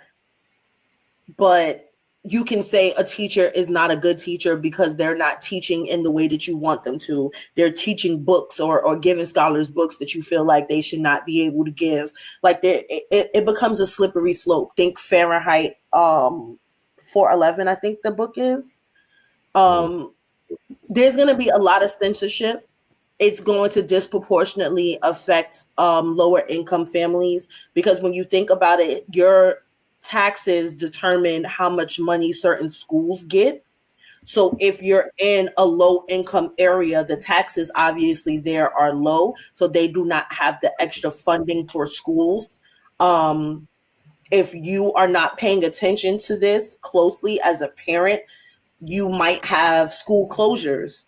There are certain parents that might not be able to afford to get their kids to different schools in different counties and in different neighborhoods. So what's going to happen to those children? What's going to happen to, the kids that get accused of doing something and get expelled from school? Because we know how that works disproportionately against Black and brown children, especially Black and brown boys. We also know that your third grade state test scores kind of determine what your education is going to look like moving forward. So that's problematic as well. And then we also understand that under the 13th Amendment that slavery is abolished, except for if you're in prison. So what happens when you lose you Wi-Fi? get kicked out of school at a young age because of something that could be proven or downy or at a different place? Huh? Nah, you What'd you breaking say? up, but go ahead. We got you. Go ahead. Oh, what happens if you can't go to a school in a different county, in a different place? And what happens then to you? How are you able to learn? You're going to go to what? The streets. You're going to be outside. And what happens when we outside? Like, it's very interesting. Thank you, Malcolm. Fahrenheit 451. So, hallelujah, holla back. I don't really know what to do with the situation. I don't know. I'm gonna ask a question to the room before we get into the what's next, right?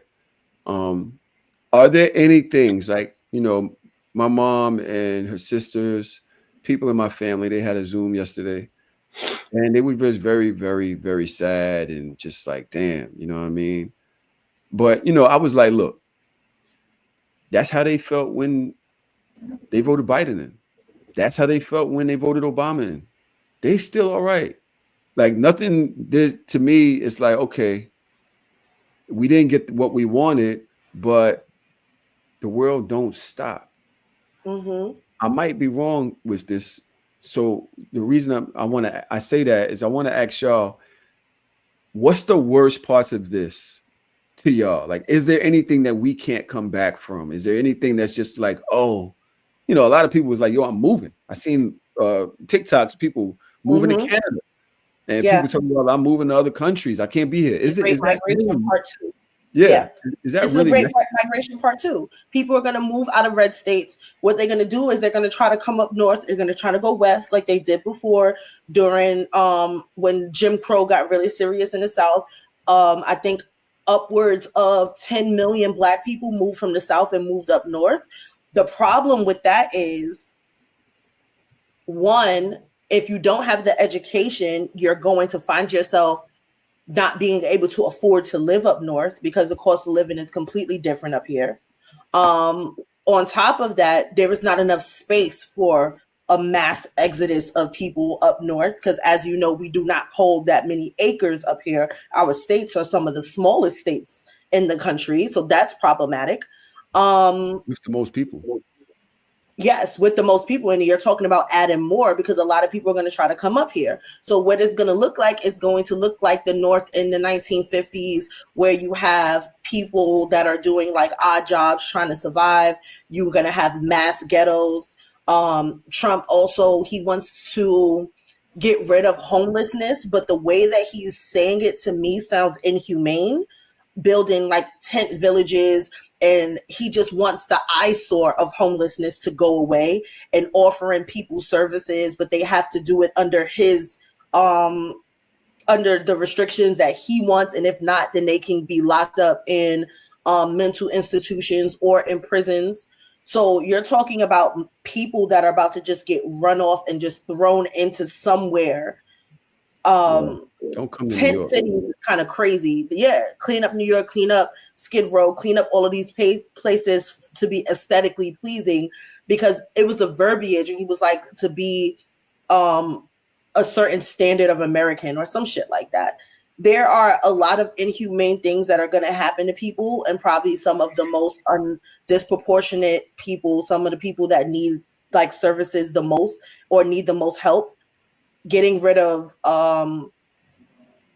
pre-K, universal pre-K for all is going to be hurtful for a lot of parents and a lot of families. We know how much and how expensive children are. A lot of companies are getting rid of their Christmas bonuses right now because they're thinking about tariffs and the way that things are going to change in the country, and how even though certain prices of things are going to be lower, a lot of things are going to be way higher. It's going to be a hard road for the people that are poor in this country. It's going to be more difficult for them than it is going to be for us. I want to give Yesterday in Trump a second to answer that question. But what do y'all think about this tariff situation? I mean, I feel like he did the same shit last time. Like that was one of the reasons why we got into the inflation problem in the first place. But I feel like conveniently people forgot that part. But when he did all of that shit, the trade war, remember that a few years ago? Like, so I think he's just gonna exacerbate certain issues. And certain issues, I think he is gonna make certain things better, but a lot of things I think he's gonna exacerbate, and I think it's not gonna like even out. So I feel like you campaigned on inflation, but I think mid to end of your presidency, we're gonna be paying more for stuff. So what's the trade-off there?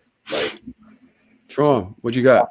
I'm gonna pick up right where you left off. Like, I'm gonna echo Charlemagne's sentiments, where I hope that he doesn't do everything he said he's gonna do. Like with the Mexican border, and when he ran in 2016, it was like, yeah, I'm gonna build a wall and Mexico's gonna pay for it. I think he knew that shit was unrealistic. He ain't gonna get Mexico to pay for that shit. But a lot of people bought into that idea and they voted for it. I think with his mass deportation thing, I think people are buying into the idea of it, but I hope that he knows it's not practical. And part of the reason it's not practical is because this country and most countries are built on cheap labor. Most successful companies, Nike, Apple, is built on cheap labor. Once you remove undocumented immigrants, imagine what it's going to cost to build a house if you don't have labor that's going to be that's going to lower your costs. So that's going That's to. when you think about the industrial prison complex. That's what's going to cut. Then you don't have to pay anybody at all. You don't have to do it overseas. You can still do it here in America. And you can use these millions of people that are in prisons and the millions of more people that are going to be put in prisons to do all of these things for you anyway. Well, you could people in prison could only do but so much. They can't do construction out in the middle of New York City. Why they can't? Or there's going to be like a work furlough, like you're going to be out for 8 hours and then back in prison. Is that Yeah, what because you think about it, like in certain states on the West, like they have prisoners that are firefighters, like especially like in California. They literally like go out and they have like a whole thing. They go fight fires and shit, and they go back to prison. You absolutely right. In a lot of red states, they have those things. Like you go out with your people, you work on the roads, you work on you're thinking from a New York City state of mind. Like there's some prisons that you go to prison Monday through Friday and you out on the weekend and you go back to prison Monday through Friday. This shit is very sick in here. And some people is cool with that little bit of access too.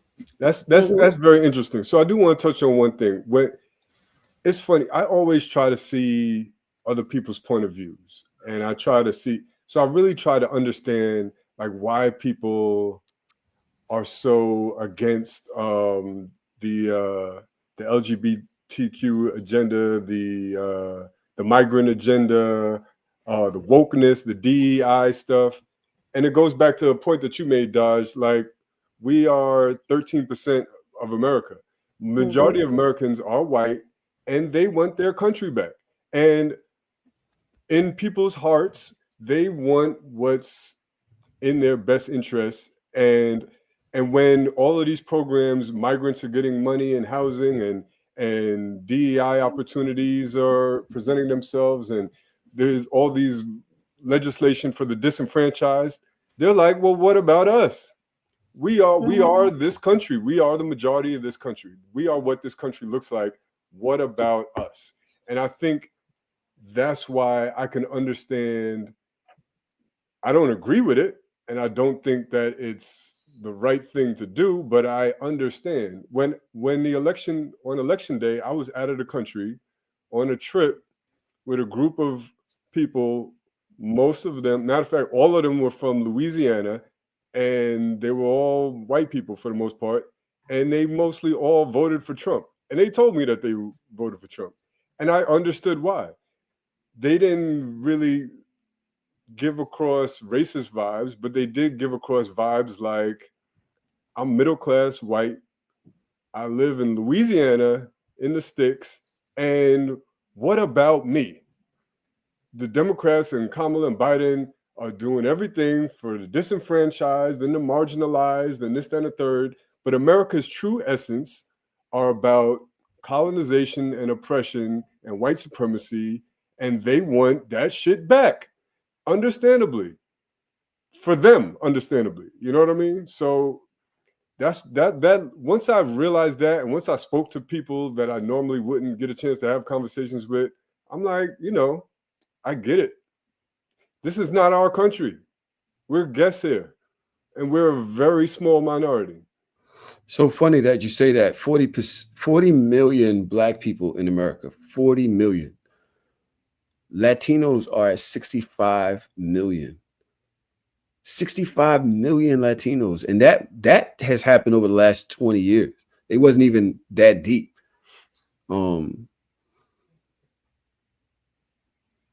I don't know how many. I didn't look up the white population, but to know that shit, they almost got us beat by double. They're more than half more. That's crazy, right? So what Dodge was saying at the beginning of the show, wouldn't have mattered if 100% of us would have voted. If they was like, nah, then nah. That's just what the fuck it is. So somebody did ask, yo, Trom, this guy said he sent you his email. I'm gonna send him a link. I want to hear what he got to say. He been in now. Send it to me. Send me his email. He said he sent it to you. He sent me a DM. I'll send it to you. So, somebody asked, what's next? For the people out there that have been depressed, sad, yo, The day of that election, the day that shit came back, New York was quiet, bro. New York was very somber, bro. People wasn't honking. Everybody had their heads down. It was it was a sunny day, but it was cloudy. It was very cloudy. You could just tell the energy was very defeated here. So for the people who still feel defeated right now by this election, what's next? What do we do? How do we move forward? You sent it over. You sent it over here? Nah, I'm trying to. It won't allow me to send it for some reason. Text it to me. But Copy go ahead. What's next? Nothing. We continue to move and live as we've been moving and living, and probably be a little bit more strategic with spending. Well, that's a me thing. I'm trying to be a little bit more strategic with spending, trying to save more, depending on, because you never know what's going to happen. There's another thing I want to do. I want to buy a deep freezer and just buy mad meat and just put it in the deep freezer just in case, because them grocery prices, they be wilding. There's really nothing we can do. We still gonna be in America unless y'all pick it up and move it tomorrow. You gonna have to suffer through it. Would you do that? Would you move somewhere else, John? It's gonna be, huh? Would you move somewhere else? Where? That's up to you. Like another country? Yeah. Nah, my man still got like 15 years left in the fire department. I ain't going nowhere. I meant with your man. Are you? That's peace. I still got 15 years before I could decide that. I'm not leaving nowhere till that nigga retire. You shitting me? Family, would y'all say, you know what, fuck this shit and move somewhere else? Yes, in 15 years. Where would you move to? I don't mind moving back to the islands, honestly. You lived on the islands? You lived on the islands before? No, he did though. What island? Barbados. Okay. And I have a house in Guyana, so. Okay. Yesterday, next steps. What do you think for Black people, for people that voted for Kamala, the people who feel severely affected by what's about to happen in America? What do you think is next for them? I think the next step is to stop pointing the fingers, stop talking about the shit like it's over. Like I feel like going forward now, we have to really redesign everything that we're trying to see going forward. So it has to be a new media. If the Democratic DNC, it has to be a new everything. We're not going to win anything, or we're not going to do anything with the old guard or the old movement. So I think even personally as a entertainer, like your platform is important. What you do on your platform is important. Like, we are new media now. So I feel like it's no longer, we're not just looking at ABC and CNN no more just for the news. We are the news now. So we got to treat it like that. Tron, you sent me that email? No, I'm trying to get him to send it to you because I can't open it, so I can't send it to you. I watched it and now I can't open it again. No, I thought he sent you his email address. Oh, you want me to send you what kind of weird shit y'all got going on over here? Yes, that's what I asked you to do. Send me his email address. All right, I'll put it in the chat. All right, so what was the question?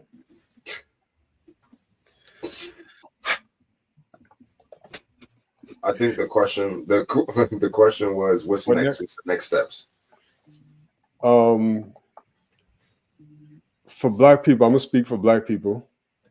I'm always silver lining person. I look for the good in everything.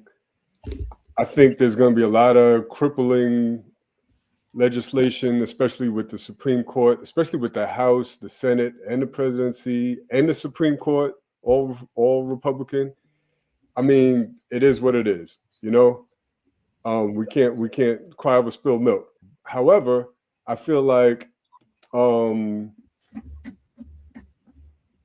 for example, like when Obama was in office, I think Black people kind of just breathed a sigh of relief and was like, all right, we're doing all right. I feel like our community works better when we are visibly in need of mobilization, where we have to come together because we know we are under attack.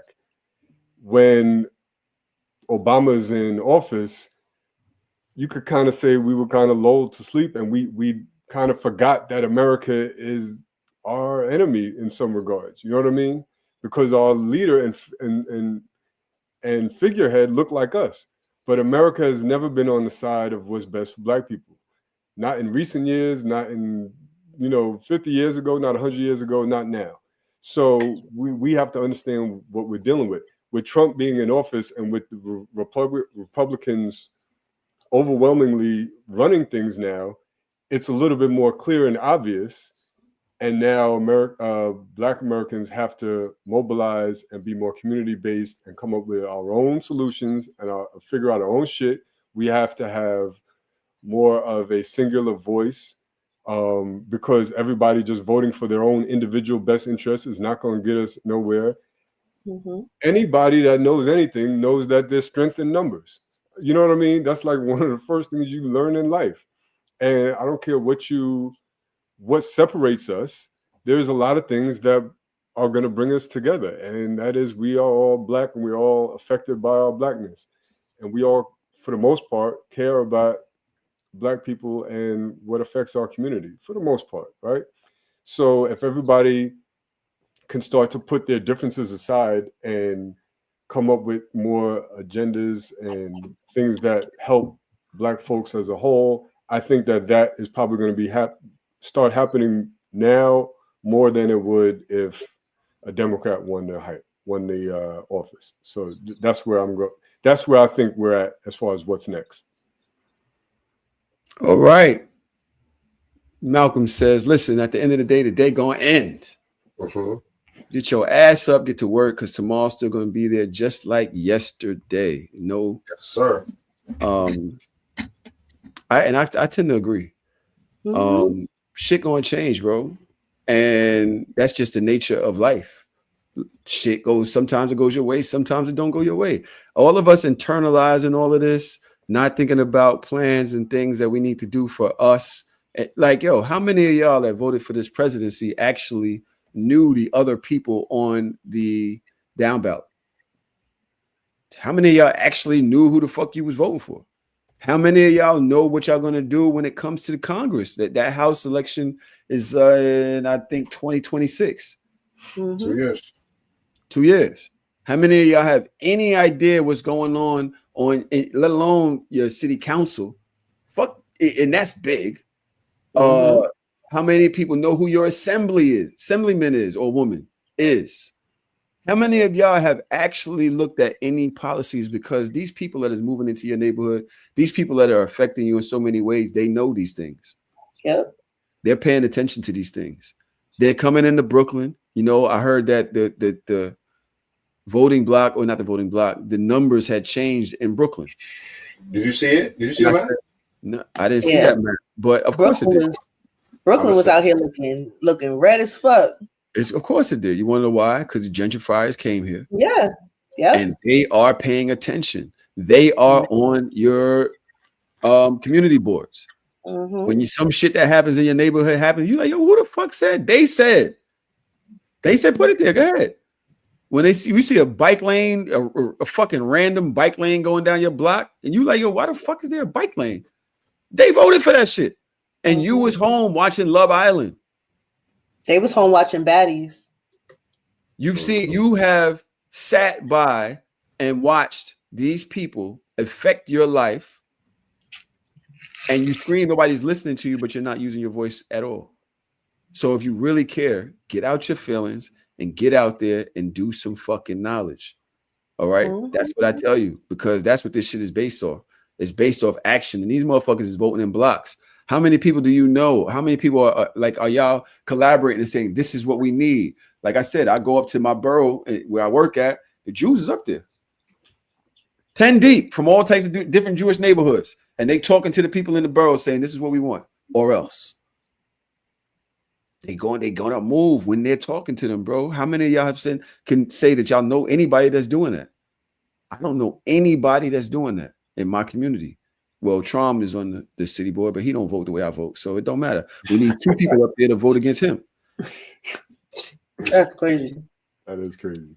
We got a listener here in the chat. He's been cursing me out all day. I want to give him a voice. He put on his Pooh Shiesty too. So here we go. Young World. What's going on? What you, Give me 1 what you second. guys Let me say? fuck this joint. Nigga, Good morning. Are you on the FEL? Salute. Working on Veterans Day is anti-American. What's going on, y'all? What's up?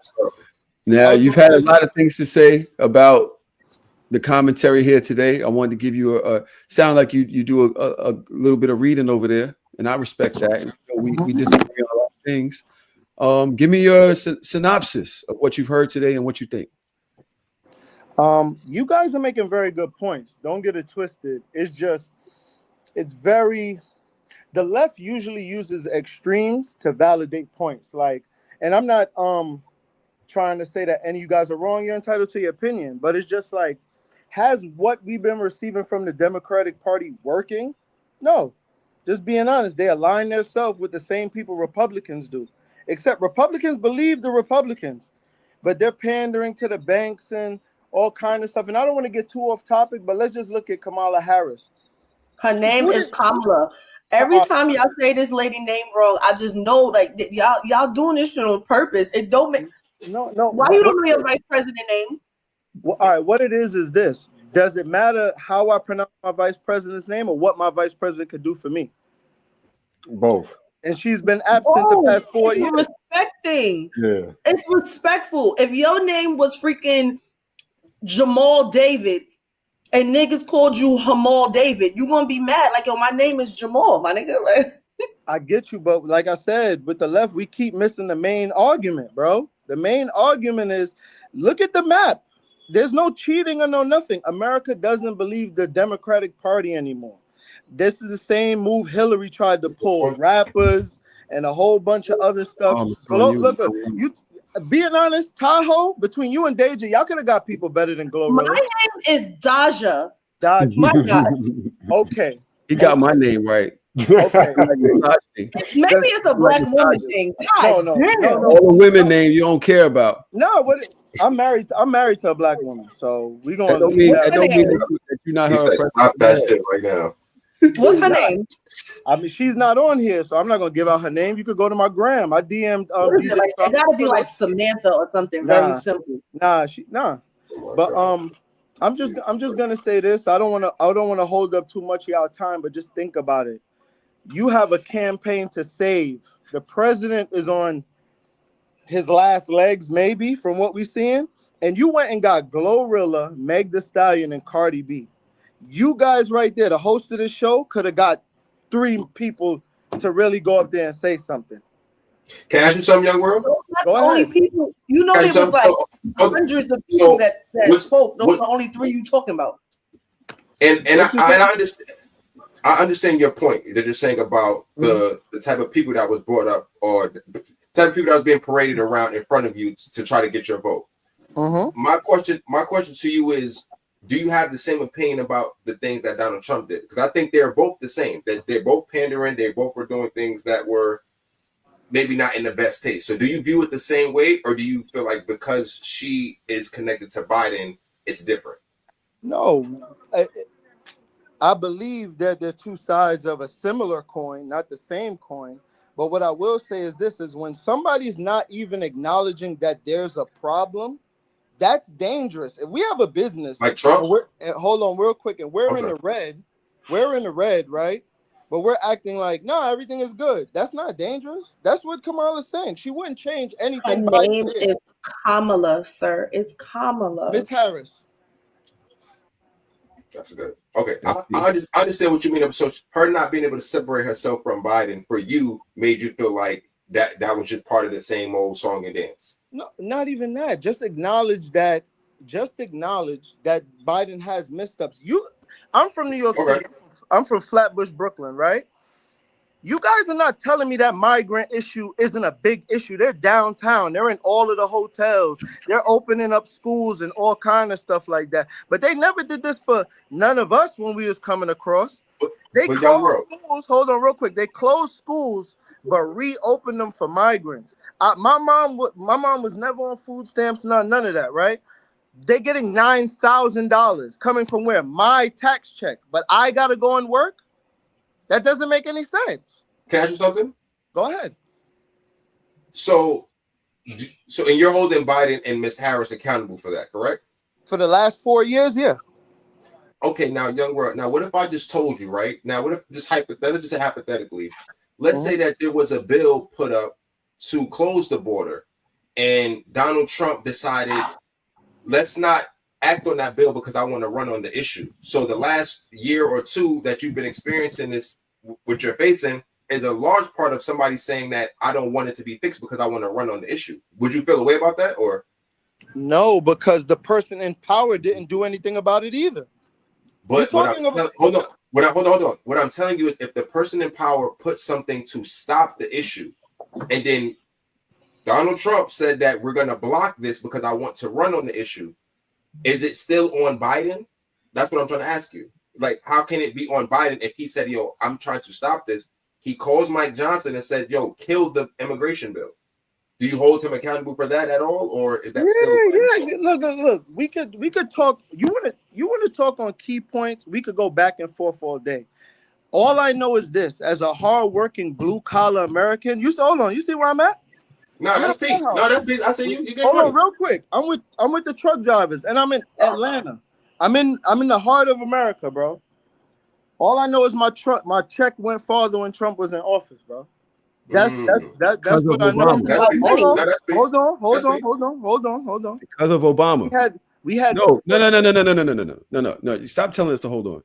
Go ahead. Your check went further because of Barack Obama's policies.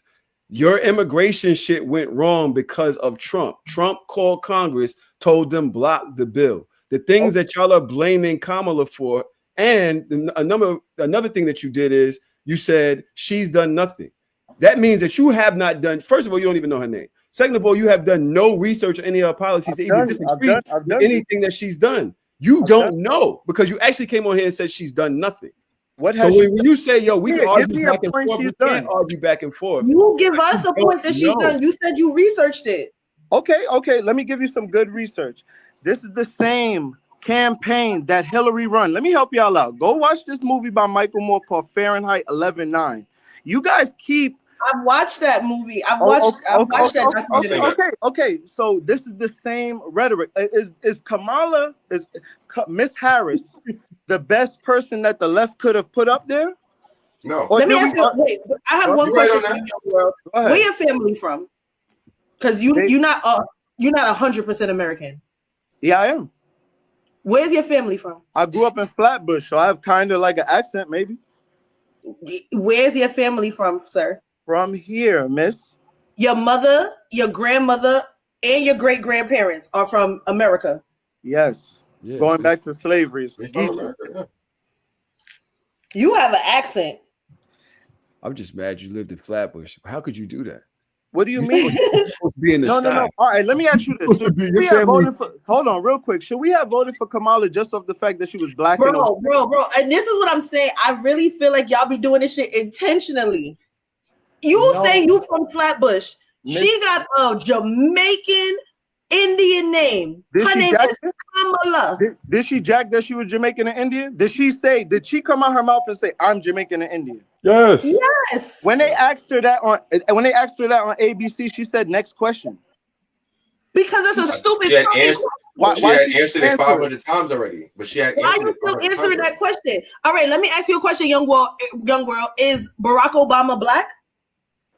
You tell me. I know my answer. What's your answer? I see him as black. But his mama is white.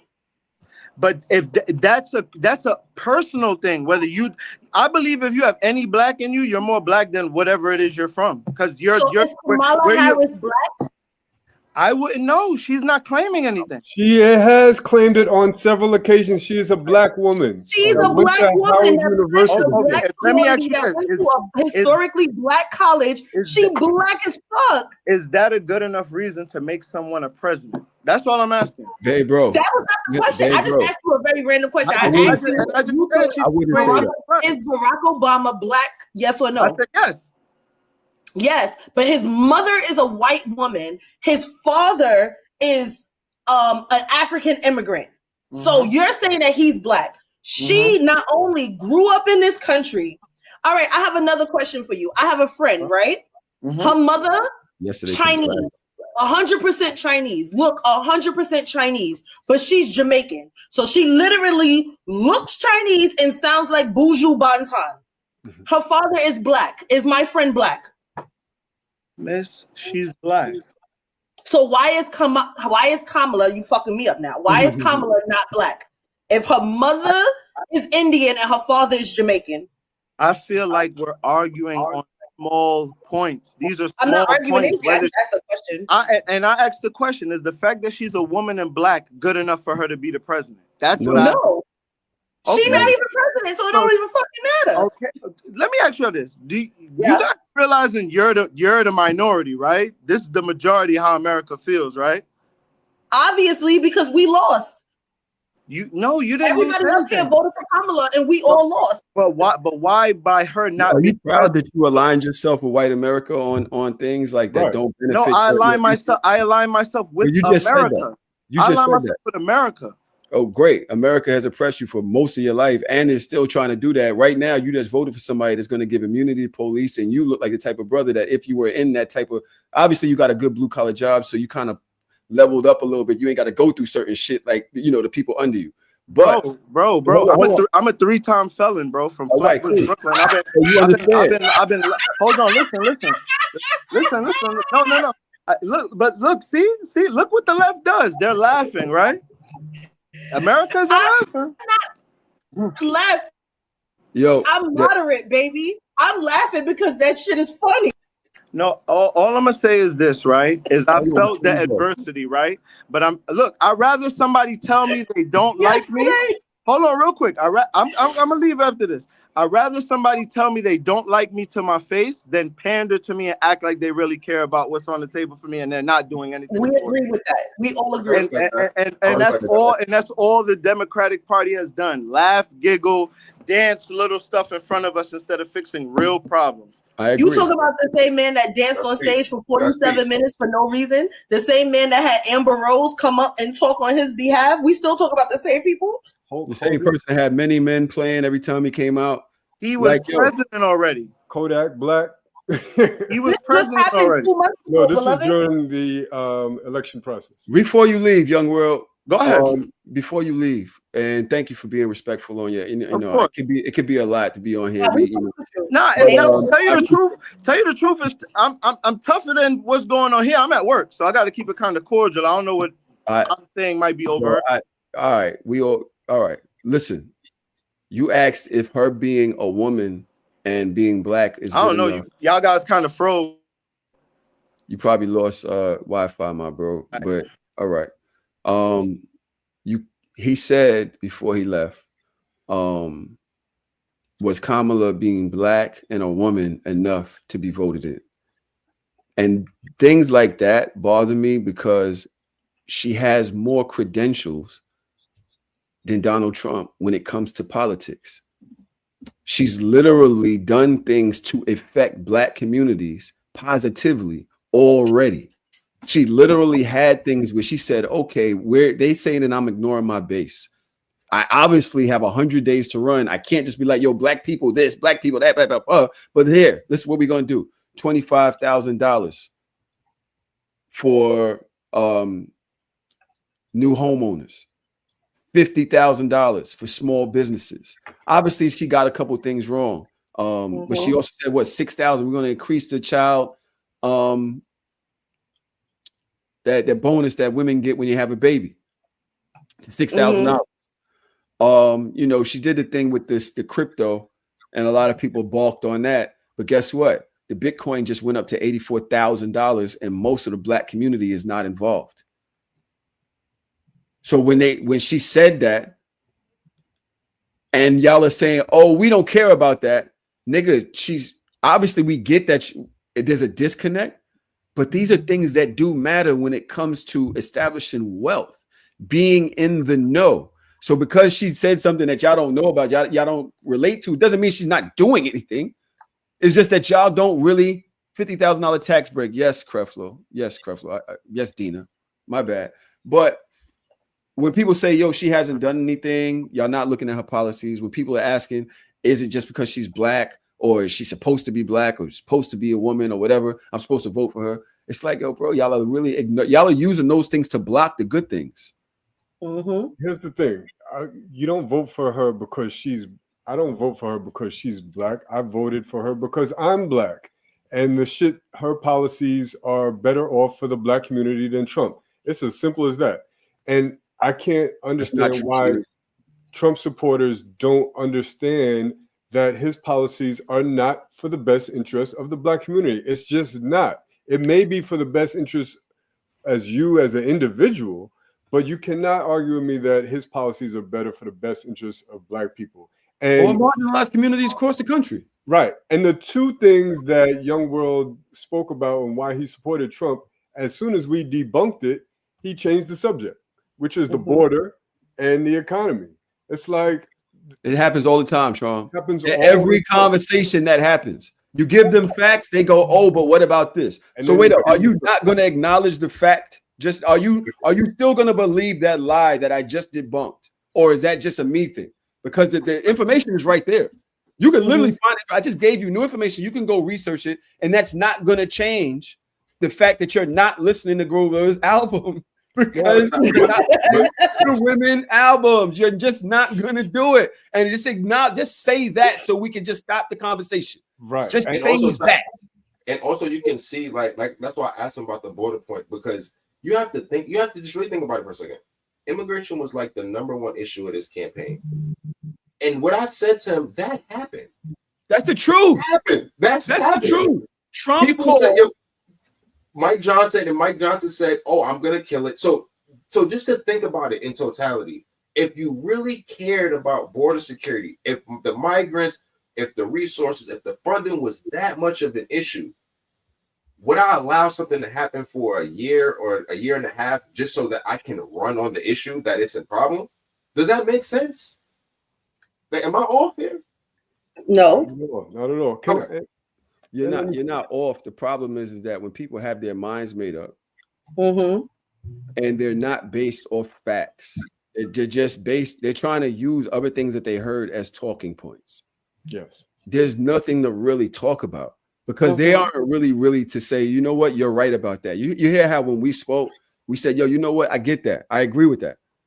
That's never going to happen with these people that voted against their own interests because they're not voting for a woman. Period. They're not voting for a woman when they won't even, she's been in office for 4 years. She campaigned for 2 before that.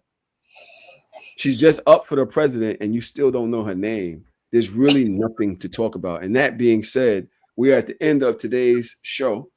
Yes, sir. I really thank our guests for showing up, especially during shout out to Young World. at work. I do also want to thank everybody out here that's been listening.